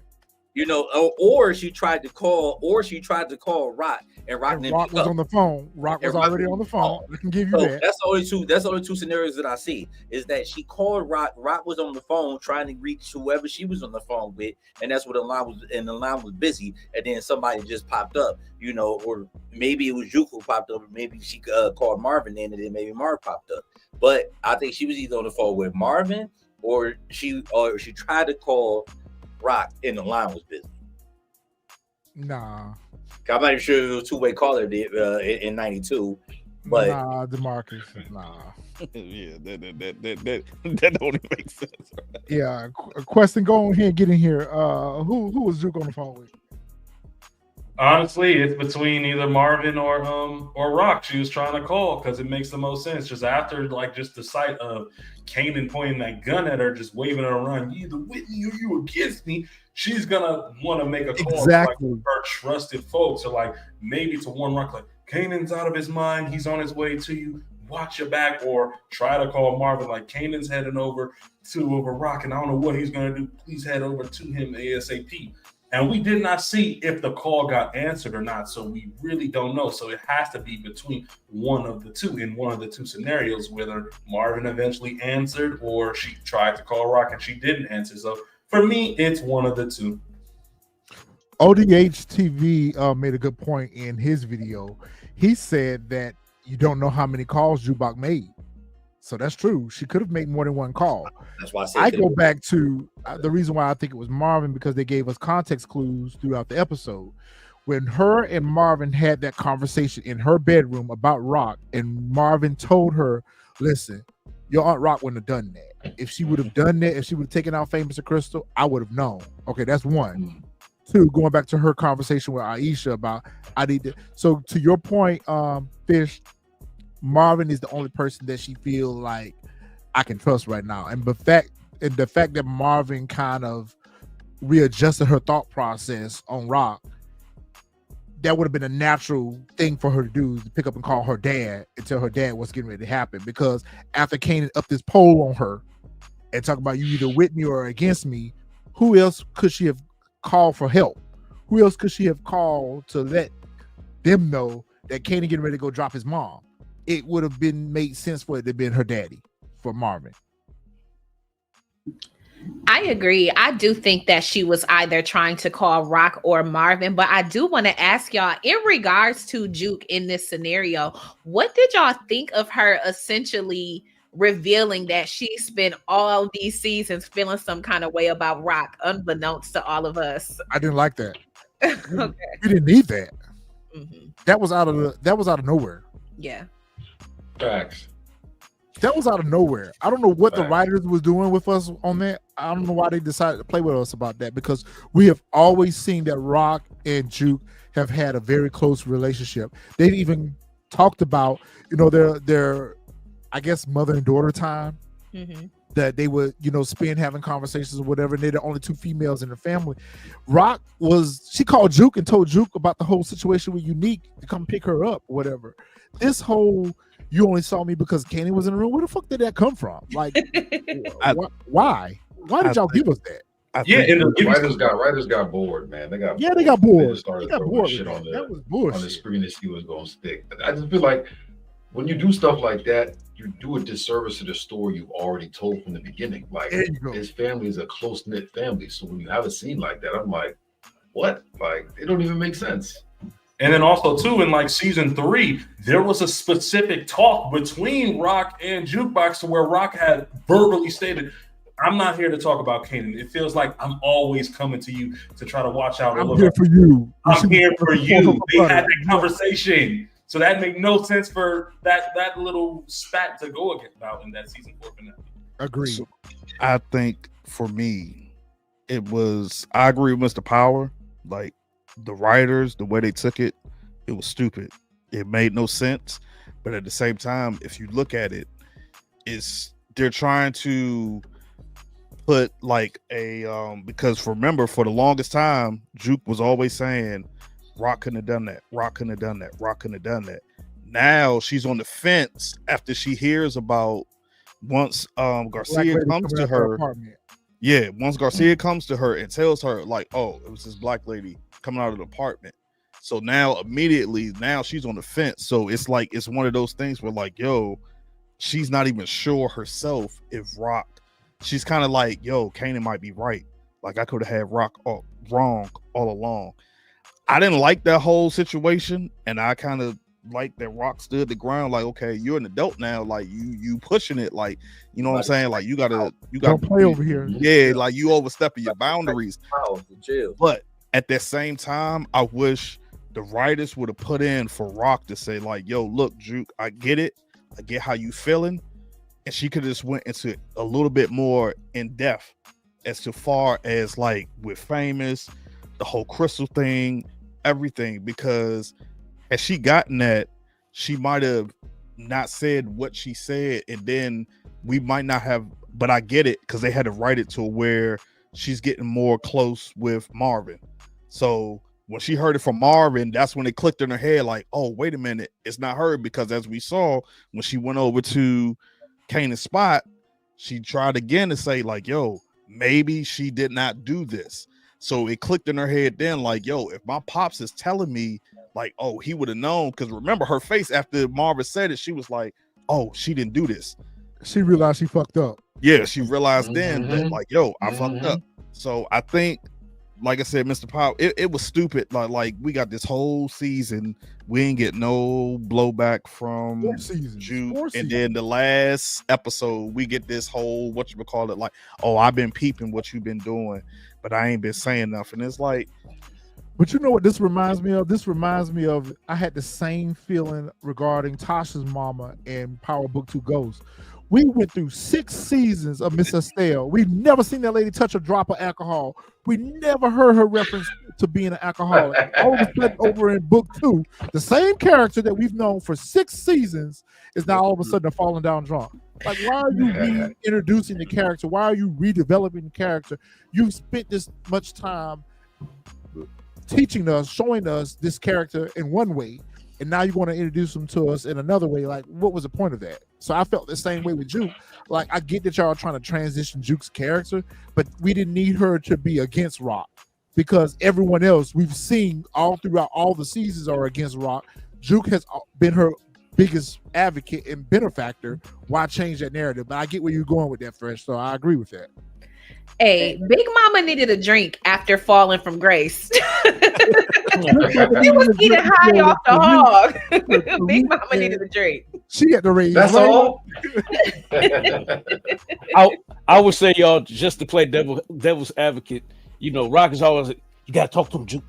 You gotta talk to him, Juke. You know what I'm saying? And I feel like just after just 100 of those, you gotta talk to him, Juke. She like, damn, like it's your son. You know what I'm saying? And also, she's probably feeling like, do you ever see Kanan's point? You know what I mean? Like, I know that Kanan is a hothead. I know he's in the wrong a lot, but I think she felt like, do you ever see Kanan's point? Because I'm always trying to get Kanan to see your point. Ooh, that's a good point, Jay. That's the theory right there, bro. I think the dynamics and I think what the dynamics of Jukes and Kanan in the relationship is that the only person that could really get that close to Kanan to make him even listen was Juke.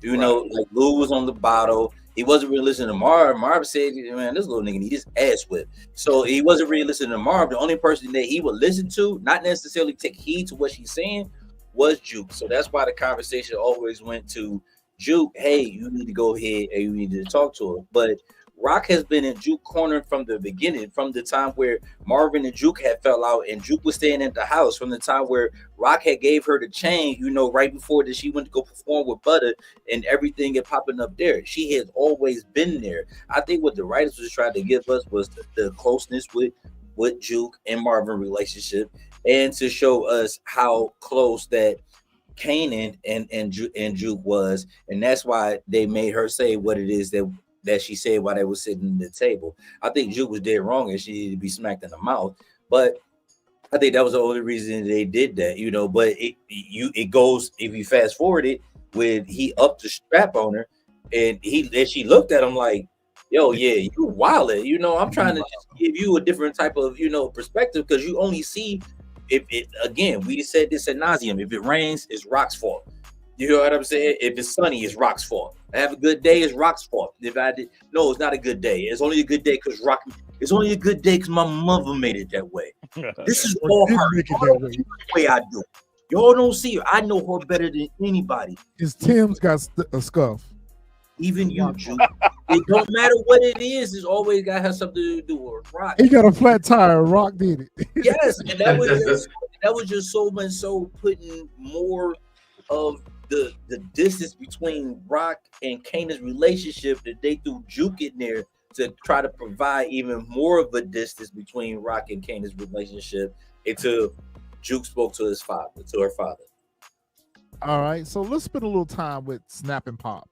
I said last week that I had an issue with them connecting Breeze's character to Snap and Pop. I did not like the fact that they introduced Breeze's character as being related to Snap and Pop. I wish they would have introduced his character a standoff.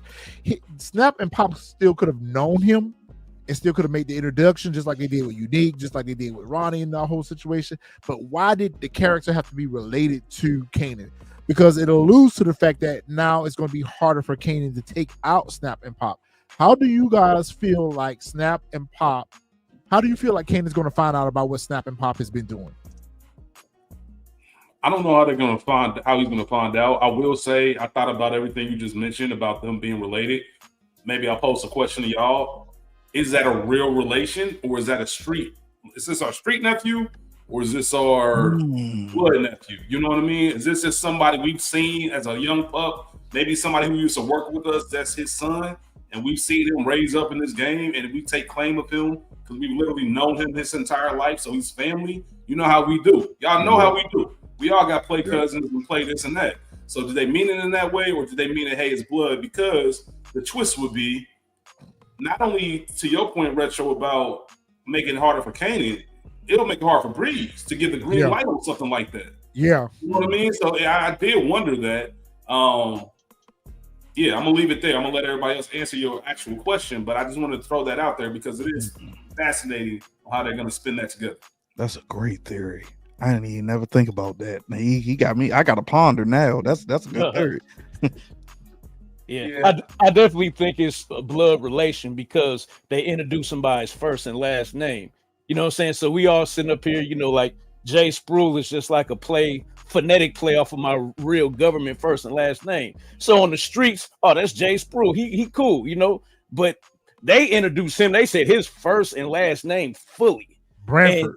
And, yeah. And typically, you got to be family to be able to do that. And that's how come he kind of rolled his eyes. He's like, no, man, they call me Breeze. You know what I'm saying? Because, you know, hey, you blowing up my spot. Yeah. Telling them my real government name, like chill, they call me Breeze.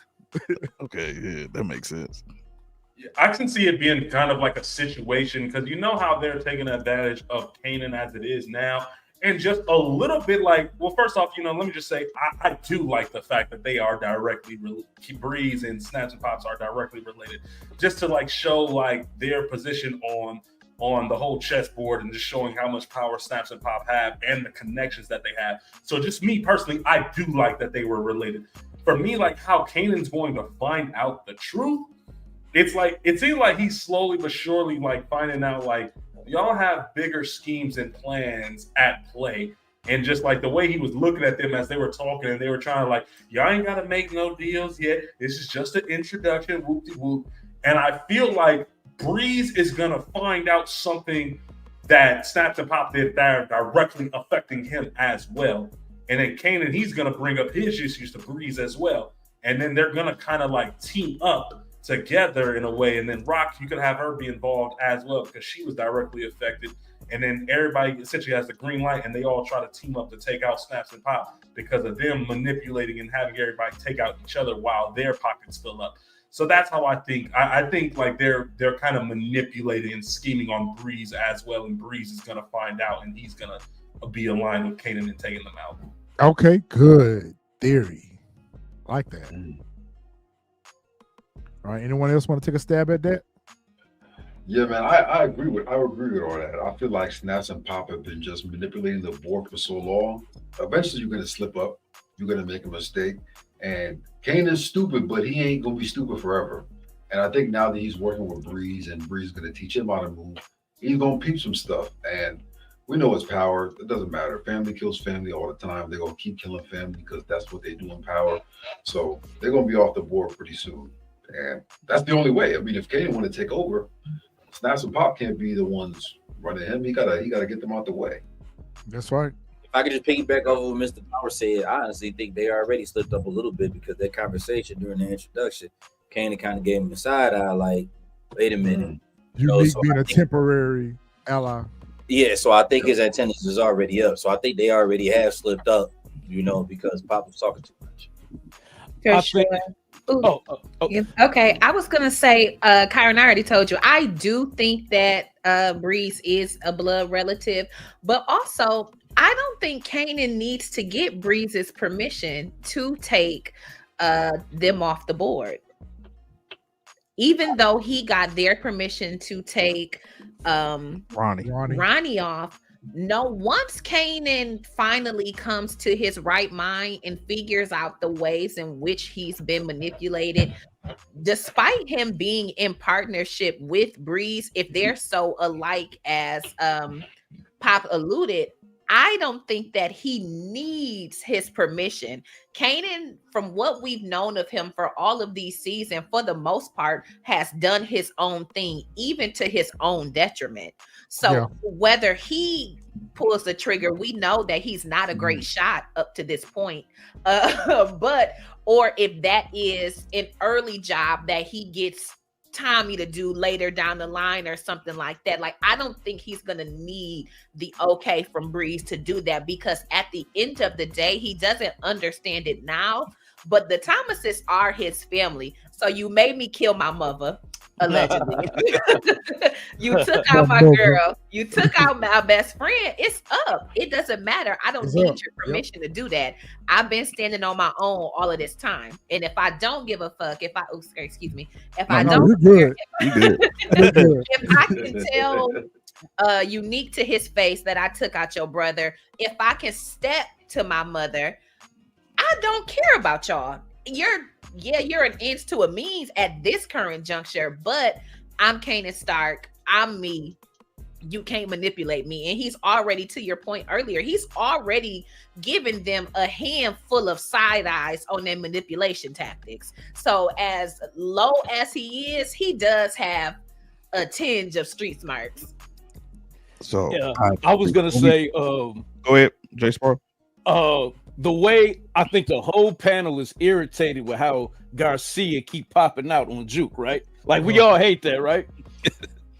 I think the next time Garcia pop out on Juke, he gonna slip up and say something, and that light bulb is gonna go off on Juke head, and and I don't know if she'll show her hand to Garcia that she knows, but she gonna tell Kanan, and it's gonna be a green light. Kanan gonna snap. Is he on Snap and Pop payroll? Is the question I'm starting to wonder. I was about to pose another question before you said that, Retro. So, Jace, that whole black lady coming out of the apartment, that seems purposely placed. Well, I mean, the whole black lady coming out of the building seems purposely placed. It also is true though. It is true. I wonder. Yeah, that was kind of sus. That was a little suspect. I mean, yeah. You have to ask yourself: is he on payroll? Okay, so I'm gonna answer your question and follow up with a question. So I don't think it is. I don't think that he is because remember he was never investigating Crystal's death. He only did it because of Juke. Juke asked about it. Yeah, so once Juke asked about it, he started to do it. Then that's when he found out that they found out it was a black lady coming out, which is none other than Pop. My thing is, as y'all go back to as far as Snaps and Pops getting taken out, I'm starting to think it's not going to be Kanan.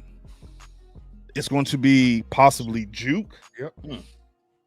Or it's going to be someone along the line. They're just going to be I can't even think of the word, that's like during the whole war thing, they're just going to get taken out. I don't think it'll possibly be Kanan. I think Kanan probably won't even find out that they had anything to do with what happened to Famous and Crystal until after they're gone. So I think and that's what Jay Sproul was rolling over to, that Garcia's going to say something, slip up. Juke is going to realize, we saw Juke when she was on the basketball court, she was already like 7:30. She was going wild. So it's going to be like, ain't nothing going to stop her from taking out, because we saw Juke in the season 5 trailer crying. So it could be possibly that they take out Marvin. That's her revenge tour right there. And she takes them off the board, or it's going to be someone else. There's going to be collateral damage between the whole war, and somebody else is going to take them out. It's not necessarily going to be Kanan, because like you said, I can't see that Breeze will be like, go ahead, take them out, knock them off the board, unless he does some whole manipulate thing where he takes them out and then he tells the Breeze like, oh, I don't know what happened. But we know Kanan's not that smart. He's dumb as a box of rocks. So I can't see him doing that. So okay, real quick before we wrap up, what do y'all think here in this particular teaser from season 5 in the trailer? And I think for the first time ever, we have gotten an early teaser for the next season. So we know that they've wrapped up production on season 5, and they've put a little mini teaser out. They kind of blended it in with Force. So, I wasn't even paying attention to the shit that was going on in Force because I'm ready for it to go. But do you think here is when she realizes or she finds out that Marvin is gone? Absolutely. He gone. He dead. She foreshadowed it when she was talking to Aisha, right? Yes. She was like, I need to stay here for my dad and look out for him. I'm like, hold up, Marvin's a grown-ass man. Why you need to stay in and look out for him? So I think that's kind of foreshadowing, to push her story forward. He gonna have to go. It makes sense. He got to go. I think it's the opposite, reverse it. I think Rock is gone. Because think about it, she's consoling Kanan, but she still is in shock and she's still in pain because her last interaction with Rock was an argument. That's what I thought. That when I initially saw this, that's exactly what I thought. That. But how was Kanan going to flip it? Unless, as I've said, my theory, unless it's not Kanan that unalives Rock, and we get the first episode. That shot that we hear is none other than Unique and Akbar rolling up, 100%. and they spraying the house. That's the only way. Or is it that Marvin took Rock's bullet? Or is it Marvin took Rock's bullet? You think he would do that though? Think about going to your point. Her last interaction with Rock was an argument, so was Marvin's. Marvin's last interaction with Rock was an argument. But one thing we know from Marvin is he always show up for his family. That's his little sister. So if that call was from Juke to Marvin, that Kanan getting ready to go do something stupid to Aunt Rock, Marvin shows up. What if he takes the bullet for Rock and Rock is out of here? I mean, Marvin is out of here. And that's what this is. Why she would be consoling Kanan, I don't know. But what if that's the way we get rid of Marvin? What if we get rid of Marvin right out the gate, season 5? That'd be crazy. That'd be crazy. He should have been. But don't you think that would complicate Kanan and Jukebox's relationship even further though? Like they definitely not gonna be rocking. I think we see them in OG Power have a complicated sort of relationship. Yeah, I was gonna say, what if that is the catalyst that gets Juke out of New York out to DC? And keep in mind, we still got to see Juke give Kanan that scar. Yep. Right. So that's what also made me think she's the one who pops up at the end and fires that shot. Now, I've seen some people say, well, we don't see the scar in the season 5 trailer for this, but I'm like, you don't know when the trailer went by so fast, like ain't no way in the world you would have been able to pay attention to see if you see a scar or not. We don't know when she gives it to him too. She could give it to him later on in the season. That's true. And trailers can easily be CGI'd out. Marvel has proven that time and time again. Every trailer they put out. that AI. That's AI at its best, right? That is true for sure. Okay. All right. So those are some good theories, good points. All right. So I'm going to open the floor up for everyone. As we get ready to wrap up the show, it's a free for all now. So anything you guys want to question, ask, comment on, go for it. I got something for y'all. Out of all the Thomas family members, I don't think they're all gonna die. But who, we know Juke and Kanan, they survive. Who is the one that's the most likely to live in you guys' eyes? For me, I told MrPower this the other day. I think it's Lou. I think that Lou is the one that still is going to be around. And then you could have that character pop up here and there in a Power Origins, per se, just for that connective tissue. I mean, what do you guys think? I think it's Lou too, to be honest. I think Lou will end up, I think that's why he's hanging around the music industry. I think at some point, there's a possibility that he gets, that he indulges himself more in the music industry. And that's pretty much his outlet. You know, so I think if anybody was to survive, especially surviving from what Lou came from, dealing with AA and alcohol and the other stuff that he was going through, I think Lou is probably going to be the only survivor out the Thomas family who's going to be in music. Might even get back with Jessica and go to California. She made him an offer. They kind of foreshadowed that, yeah. Yeah. So maybe he'd go. So maybe he'd go there. She said, "Is everybody knows you in California. Everybody knows you in the music industry. Everybody done heard your name. Your name's been ringing in the music industry. So maybe he does his dirt and then he ride off to the sunset. Good. He can take B-Rilla ass with him. He'll get smoked. No, be really. He worked my nerves so bad. Be really not gonna make it. He's not gonna. He ain't gonna make it. Like oh my god, he's out of there by himself. Once Unique find out what's went on or whatever, be really gonna be the first one to get situated. Trust me. Unique gonna put him down. Unique get him situated. I ain't mad at that either. Did I got a question for y'all though. In the beginning of the season, y'all peep how Unique and Early Tyler were really tight and everything. They was working together. It seems like that relationship just kind of just disappeared from the storyline. Like they stopped interacting. It's like, did they even know each other anymore? And Marvin never found out that Unique was working with Early Tyler. I thought that was just me, and that goes back to there were so many storylines that were left, like they never closed them out. Because remember, Retro, at the beginning, we said for sure that we thought at some point Marvin was going to find out that Early Tyler was working with Unique and he was going to take him out.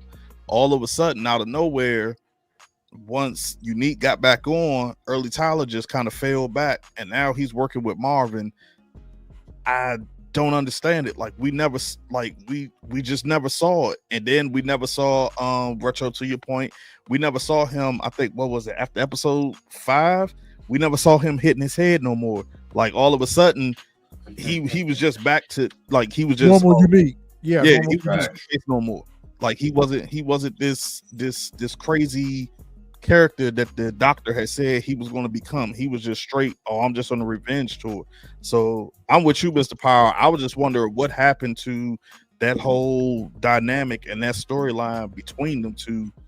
And maybe in season 5 we'll find out that Unique is mad that Marvin took out Earth. I don't know, but I didn't understand that at all. How that whole storyline just disappeared out of nowhere. See, stuff like this just goes back to my point and just saying, like, you should have never brought Unique back. You should have stuck with that story of him being dead, because you just opened up a whole can of worms of trying to fill in this gap, this doesn't make sense. And I'm going to say this, too. The whole, he has the knocked head, he's not going to be the same. I thought that was such a cop-out, a cop-out excuse from the get-go. I hated it. They said he had CTE. Yeah, such a cop-out. I did not like that excuse of why he would be, he don't look at Rock the same. That's why he's not thinking. Like, just use your brain. And he remembers everything vividly, but he sure don't remember his conflict with Ronnie. He don't remember none of his conflict with Ronnie. He don't remember the fact that he ran up on Ronnie and Ronnie attacked him. The fact that he's back at the tailor shop and not having any flashbacks to that last moment of being attacked at the tailor shop is crazy work to me.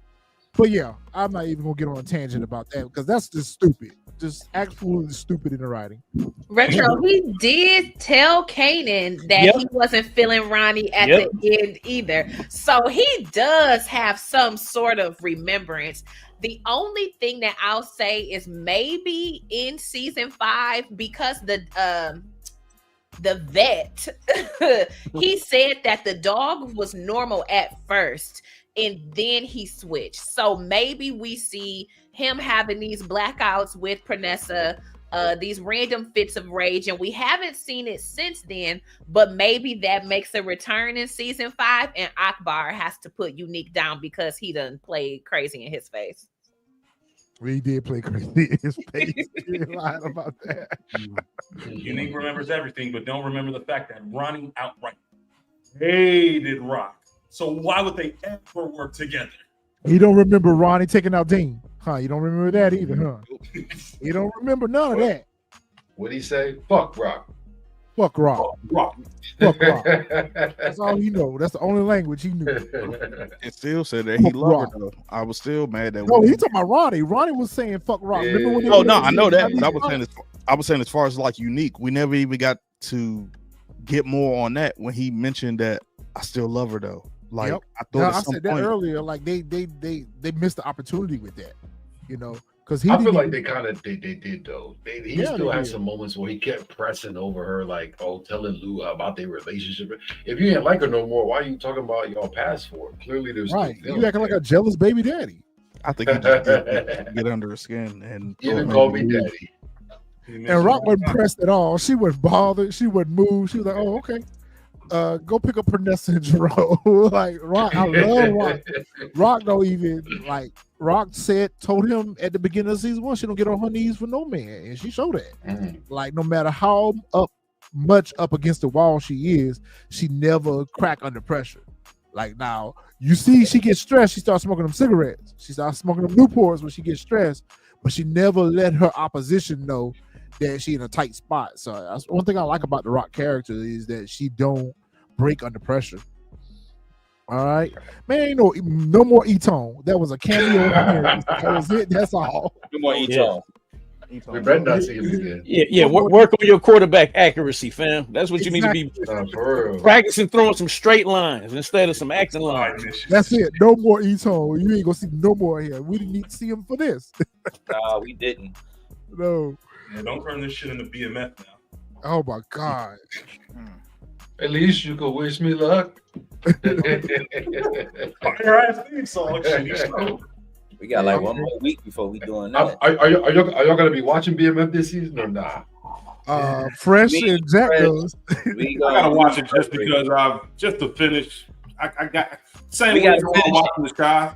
Like we gotta finish. But I gotta watch it. It ain't gonna be good, but we gotta finish it. Yeah, I feel like it's gonna be easy content though. That's easy content. We won't be reviewing it, I'll tell you that much, but I'll watch it. I wasn't going to watch BMF, but now that they get into the record label side of BMF, it might draw me back in. But after what is his name? Lamar poured his poo-poo on another black man. I was done with BMF after that scene. I was like, that's just so unnecessary. You know what I'm saying? Very show. Yeah. Nah. All right. I'm Anybody else got telling the real anything? story no more. Can I just do one quick hit? Just a Go quick ahead, bro. discussion. It's a quick hitter. I asked Rachel on our episode because a lot of chat has been going on with the development of Kanan, and as much as the fans dislike Kanan, who got it worse, Kanan or Tariq? And for all accounts and purposes, I'm a Tariq apologist. I never had an issue with Tariq, even when everybody hated him. What? Tariq was my guy always. Boo him off. We need a whole nother show for this. We need a whole nother You out of here, bro. You out of here. Wow. Oh my God. He actually booted him for real. You gotta go. But hold on, there's one question I Hey, we have. love you, Rich. We love you. Rich. One question I God, think no. we hadn't touched on yet. Real quick, the last one Rich, for I me. thought you were part of the fam, man. Oh, Hey, man, shout out to Tariq, man. Justice for Tariq. It's my dog. Justice for Tariq. Fuck Tariq. He's Right. That's my nigga, man. Do y'all think we see, listen, at the end of season 5 of Raising Kanan, do you think the show ends with a cameo of us seeing our first official look at a young Ghost and Tommy? Yep. yes. Yes. It has Yeah. to. Yep. Has to. But to answer Rich's question, who's worse? Tariq. Tariq. Tariq. Tariq Saint fucking Patrick. Well, actually, Kanan got a if scratch and we really keeping it 100, Y'all saying Tariq? if we keeping it 100, they're the same person. I made that point as well. They They're are the the same. same person. They're go really the same. They're the same. I can't say that. It was poetic. It was poetic. Fresh, they're the same. Well, They're the the same. difference is They're not the same. They're not the same. Nah. the difference is that Go Kanan is. Go ahead. Go ahead. Oh. No, go ahead. The key difference is Kanan is brought up in that entire world that Rock and them is in the drug game. At least with Ghost and Tasha, they tried to completely shield Tariq, Raina, and them from it completely. Now, Especially they Ghost. should have been a little bit more honest and upfront about their past and still shielded them, but at least they tried to completely separate them. Rock, she just tried to say, oh, you're going to that school, but still have Kanan up and around that entire world. So But that's technically, she nobody did want to the be a same hood thing nigga too, more though. than a She did suburban the same kid. thing too, though, because Hey, Kanan facts. went to Stuyvesant, he wouldn't have been a part of it. But his refusal to go to Stuyvesant kept him around. That's true. But but at Very the same true. time, with Ghost and Tasha, where the whole thing messed up is Ghost no longer being in the house, and then Tariq. Cheating on Tasha. Yeah, I agree. And that's Tasha's fault, because if Tasha would have let that man lay hands on that boy and got his mind right, he wouldn't have did what he wanted to. So that's why I said it's Tariq was worse, because Tariq had all the Ghost kept telling him, bruh, you have all the money and the opportunities I never have. You do not have to be in this life. What did he keep saying? Teach me the game, Ghost. Why? Yeah. You don't have to though. But there was Fish was saying that Kanan grew up in it, so he already knew what his mama was doing. He already knew what Rock was doing. Out of Starting Gate, yeah. Tariq didn't know that. Tariq was only doing that to rebel, and then he just wanted to be like, oh, I just want to be this kingpin, which he was still a stupid kingpin. So he was worse, because it was like, bruh, in real life, Tariq would have been gone before we got season 1, book 2. And he got his sister unalive. Got his sister unalive. The manipulation with Trey, the manipulation with Tommy. Stop it. Raina death was her fault. They were like, whoa, who said that? Who said that? He got to go. Raina's death was her fault. She knew You damn out of well here she shouldn't have tripping been. whoa, yeah, get him out. Hold on, no, I want to hear his explanation on this. Come on this. now. You better come with a good one. If y'all watched the show, y'all knew Raina knew exactly what her parents was doing. She was the first one to really get hit. She knew what was going on with Tariq. She knew what he was doing. She should have stayed out of his business. You going up to Ray Ray, the stone cold killer, saying, I know who you are, Ray Ray. What you think was going to happen? She wouldn't even knew Ray Ray for Tariq. She wouldn't even knew Ray Ray for Tariq. Yeah, she did say, my dad is going to kill you. Like, that wasn't why would you say that? Know Why would you say that wasn't smart. Come on. Hey now. y'all, I got one question because I see we had 2 hours and 15 minutes, so I don't want to do. Since we kind of segue to Tariq, will Tariq make your enjoyment of Force more this season if he is a part of that show? No. No. You want somebody to score me? 100%. No. 100%. Bring back Ghost, and we'll be good. Thank you. I mean, if wanna he makes respond sense to for the Mr. show, then Power, cool. Okay, so I hear what you're saying, Mr. Power. I check what you're saying. Raina was out there trying to protect her brother, though, because she saw her brother was out here ripping and running these streets and whatever. Yeah, she knew what the family was doing. He even said that. Raina, he even told Ghost that in episode 5, Happy Birthday, where he was like, yeah, Raina knew what you do too, but she didn't care because you bought her nice stuff. I get that, but she was out there trying to defend Ghost. She was not there trying to defend Tasha. She was out there trying to defend her crazy ass brother that was out here ripping and running the streets that got her caught up. But I guess you could say the same thing for Kanan too, because Kanan inadvertently caused Nicole's death. He aborted his first child. D-Wiz. He caused his best friend, both of his best friends, to get unalive in this situation. So I mean, I feel like Kanan is just as culpable as Tariq was in all of his missteps. Tariq was just stupid and was just fueled by his anger against Ghost for cheating on Tasha. And then when Ghost put hands on Tasha, that didn't make it any better. But at the same time, I just feel like they're both the same character. I don't see anything different. Tariq is a little bit smarter than Kanan. That's all I'll give him. I'll give him that for sure. He's more smarter than Kanan, but as far as the missteps, they both make the same moves. But man, Raina was innocent in all this, Mr. Power. You can't take that away from her, sweetheart. I'm gonna give him my explicit version backstage. I'm gonna go in, and it's gonna be explicit. Matter of fact, I'm gonna Raina, she was a sweet little girl. And listen, and listen, and CG, he's gonna go in the exact same. Like we gonna go same lane. We gonna go in. Cause I'm gonna go in as soon as we go backstage. I can't stand no idea. That little bastard. Oh, have no idea. I don't want to see him in another spinoff or nothing. Let him go. This we go. Die at the end of go. I'm gonna wait. We gonna wrap this up, and then we'll be backstage. If we can get uncut versions of the backstage. Let's start out to Tariq. Man, I ain't shouting out no Tariq. I feel like old now Randy Orton. I feel like the biggest wrestling heel or something, man. Fuck Tariq. Y'all niggas ain't Never seen a drug dealer have the easiest path to kingpin status ever. Exactly. Tariq should have been unalive so many times. Like, come on now. Tommy should have dropped him off the roof. Yeah. He stole from him. And he set him up with the Italians. Man, we'll be here another 2 hours. Let me be quiet. I just got to be quiet. You stay alive when that nigga like that. For so much shit. You know what? I'm gonna wait till we have backstage. All right. What anybody else last thoughts on the season? What about predictions for the season? What would y'all want to see happen in season 5? Rock come back.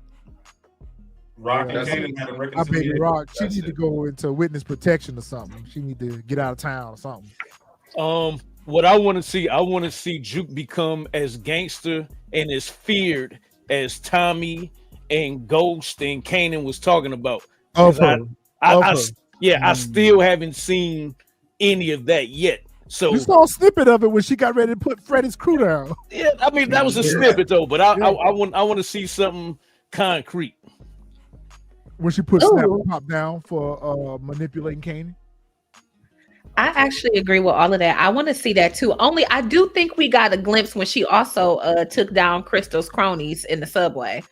I would like to see Rock alive. I do want to see Juke become the Stone Cold unaliver that they referred to her as in the original Power. I also would like to see Snap and Pop up out of here. And I want to see Amber in a good home. We saw that. Marvin stays with her. Like he stays and maybe he develops a relationship before he gets up out of here with her family.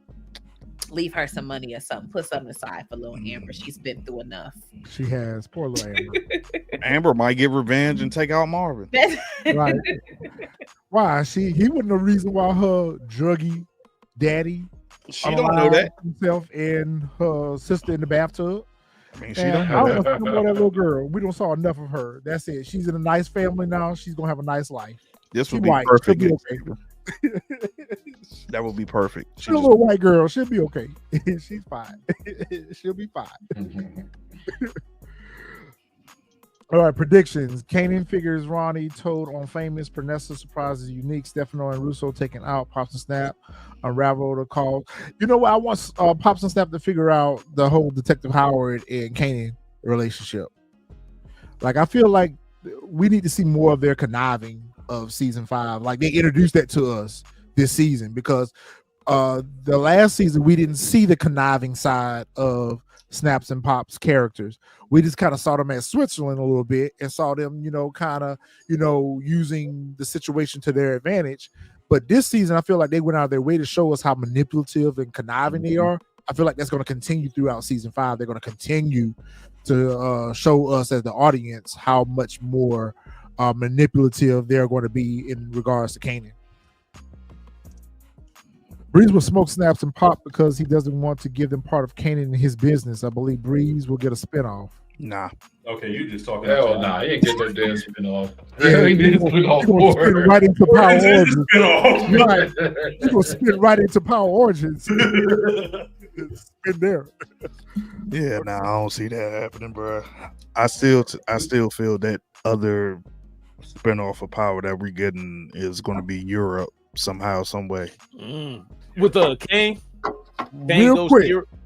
I don't even think it's gonna be Kane. I feel like that's probably where Tommy and possibly Tariq end up going. Oh God, please no. Because remember, like they had already opened that door when we saw Tariq go overseas.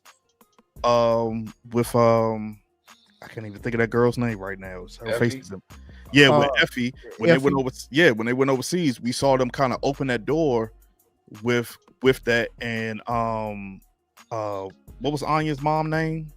Noma with that character. So I kind of feel like that's possibly where that other spinoff is going to come from. Because I can't see unless it's going to be Kane in Atlanta. I don't see. I would like that. I would like that. I don't know why I got the balloons, but I would like that. I would like it a lot, actually. But we know that we're getting 2 more Power spinoffs besides Origin. We know that we're getting 2 more Power spinoffs. We do need another present day show because with 4 being canceled, book 2 has been canceled. We have no more present day Power. So we do need. I felt like they were going to revive Tate's show. And I don't know what the other. Oh God! I'm probably about to get blasted on. I'm probably about to get blasted on for this, but I don't want to see no more Tommy either. I don't want to see no more Tommy. Tommy showed us through Force that he can't carry a show by himself without Ghost.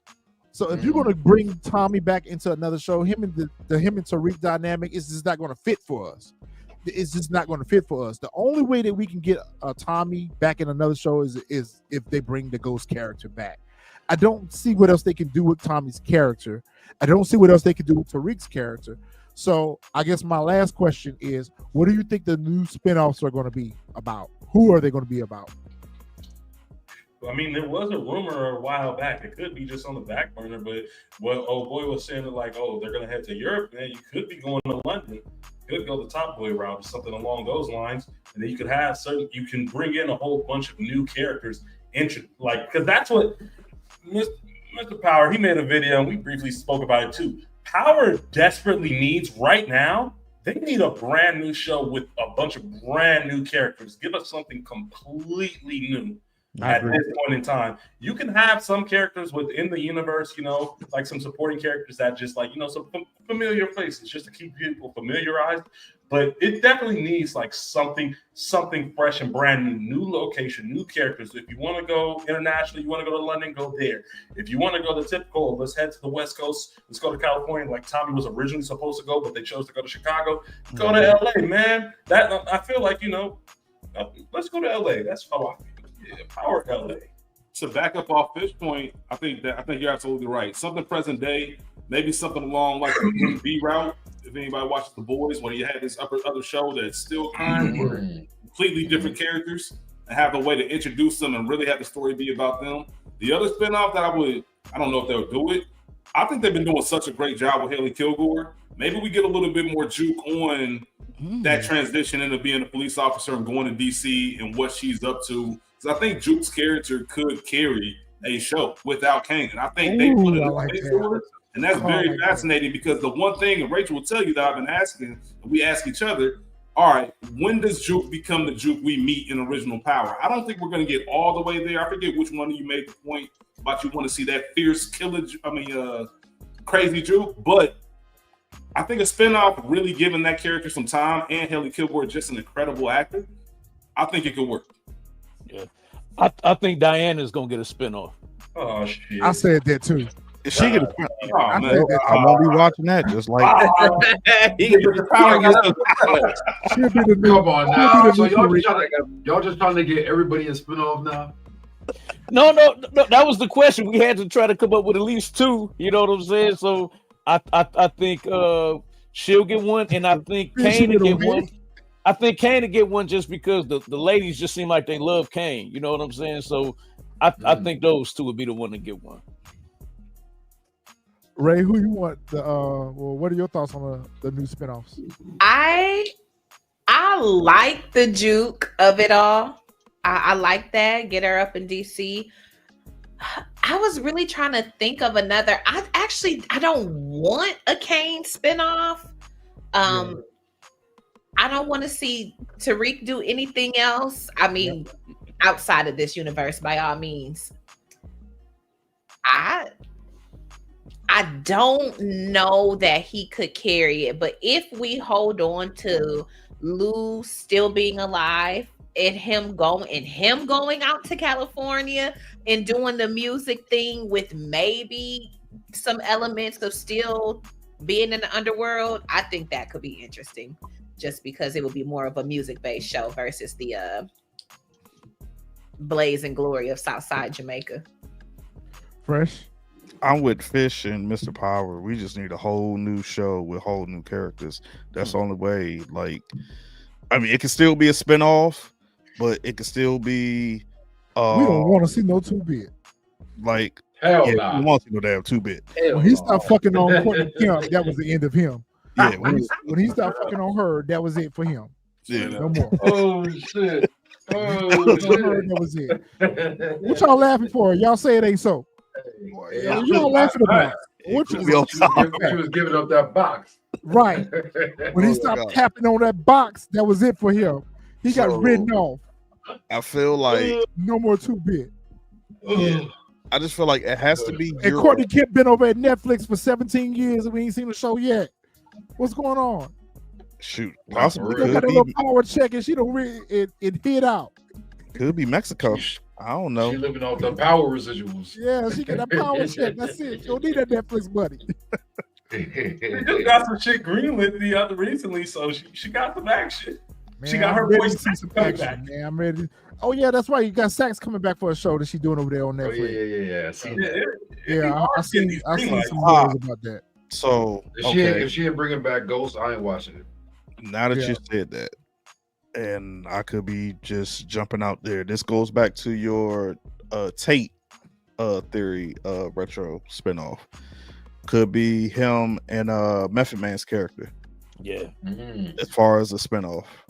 Davis. Okay. Yeah, David. Because both of them was dirty. So, and we saw their last interaction in book 2, as far as everything that transpired. So, but I still just feel like the next spinoff it's gonna be Europe because we saw it too much in book 2 where we saw all these overseas characters, and we've been saying it since the OG Power. All of these overseas characters from Cristobal to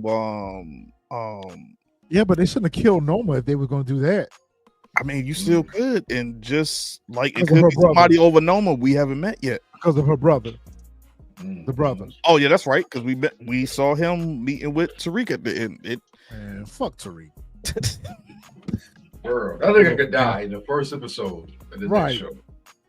All right, Jack. What's your thoughts on the spinoff? I definitely would like to see some new characters, a new show, a new city, a new plot, a new everything. To be honest. instead of the continuity of spinning the origins. I definitely would like to see it. But if I had to spin one, then it'd have to be Juke. Like if by him saying, by Rich saying Juke, I think that'd be dope. Tate, I don't want to see that, even though political corruption is dope in an aspect, but I don't think it necessarily can carry a show. I mean, at that point, we're looking at what was that? I can't remember. I can't remember that show. Oh, girl, I'm driving. I got a brain fart. But I don't want to see the political corruption thing. You talking about Kerry Washington? Yeah, with Kerry Washington. Oh, scandal. Yeah. I think that's what we bring it into that, except for it's gonna be on Stars. So I don't want to see that. We kind of know how that goes. I would like to see something different in the aspect of it.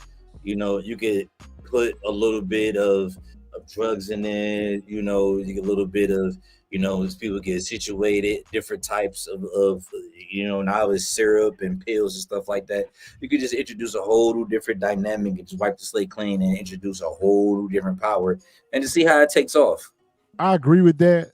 I would love to see a new show with new characters, but would it be power to us if it didn't have a character that we were familiar with? Right. Has with cameos for sure. Yeah, has with cameos because at some point it could all intertwine, especially if they're larger than life kingpins. If they got all these type of connections, then yeah, you should definitely have these cameos in it.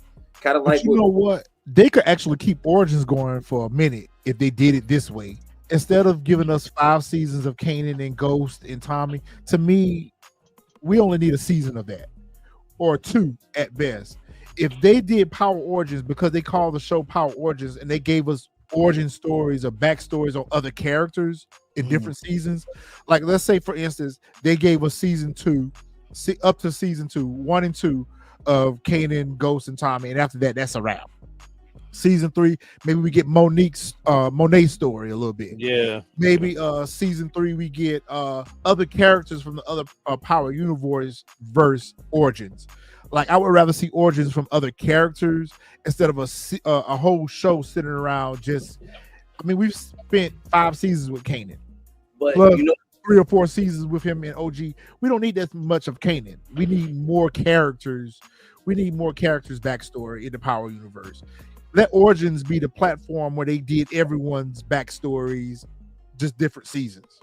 What's good about the Origins thing is that we kind of get to touch up on all the other characters that we have question marks about, right? Like we got questions about Katie, Angela, you know what I'm saying? About Tommy grew up the way that he grew up. Like you got to be like it's questionable, right? Like Tommy is the only person who you see a different demographic, that is in power, moving the way that he moving. So you kind of got to ask yourself, like, dude, how was you raised up with Katie, and everything else going on with his father being a part of the mob and all types of stuff. So you do kind of get to close some of those doors, which is good and gorgeous, but you definitely need something different in order for it to progress further than what it is, or it's going to only run so far. I agree. All right, y'all, we're going to go ahead and wrap up. But first of all, we would like to thank everyone for joining us on the panel tonight. You guys have been great. We have really enjoyed the conversation with you guys. One by one, why don't y'all go ahead and plug y'all channels and plug y'all social medias and tell all of the viewers how to find you guys. Ready, set, go. Y'all can find me at MrPower Universe on Instagram, IG, YouTube, whatever. You Google me, you're gonna see me pop up, man. Let's get it. You can find me on any and all social medias: YouTube at Fishflix Reviews, TikTok, same thing, Fishflix Reviews, Instagram, k.fishflix, where we talk all things movies, reviews, and power, of course. And if y'all want to debate me or talk any type of film, whether you liked it or loved it, we welcome that discussion. You can find me on Instagram at Ray5AsYP, and we got y'all pod. Yep, you can follow us at the Culture Garden Podcast on Instagram as well as YouTube. Fish, we're gonna take you up on that, man. We got to have to holler at you to talk about a movie one day on the pod. So yeah. All right, everybody. You can just Google J Sproo, JAESPROO, and everything will pop up on me for movies, music, sports, and life. Currently, my YouTube channel is sitting at 1,400 1,400. How do you say it? Basically, I need 200 more subscribers to be at 1,500. So, yeah, anybody that subscribes today, I would certainly appreciate it, so I can get over the hump to that 1,500 number for my subscribers.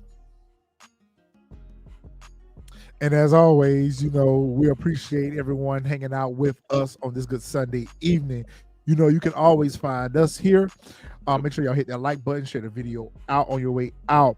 Make sure y'all subscribe to all the channels around here. The TSF network is continuing to grow. And so hopefully this won't be our first and last discussion with these great content creators. We really appreciate you guys taking the time out and hanging out with us and our fam. And man, so many discussions to have regarding the Power universe. We look forward to what season 5 will bring us and what the next shows will be. We appreciate y'all being here. Fellas, y'all got anything? Jack, Fresh? I just want to say to everybody, thank y'all for coming out, man, and spending some time with us, getting to know us, man. We really appreciate it. Most definitely. I appreciate everybody on the panel that came out and showed support, as well as we show support to y'all. So I most definitely appreciate it. All right, y'all. We will see y'all in the next video. Salute.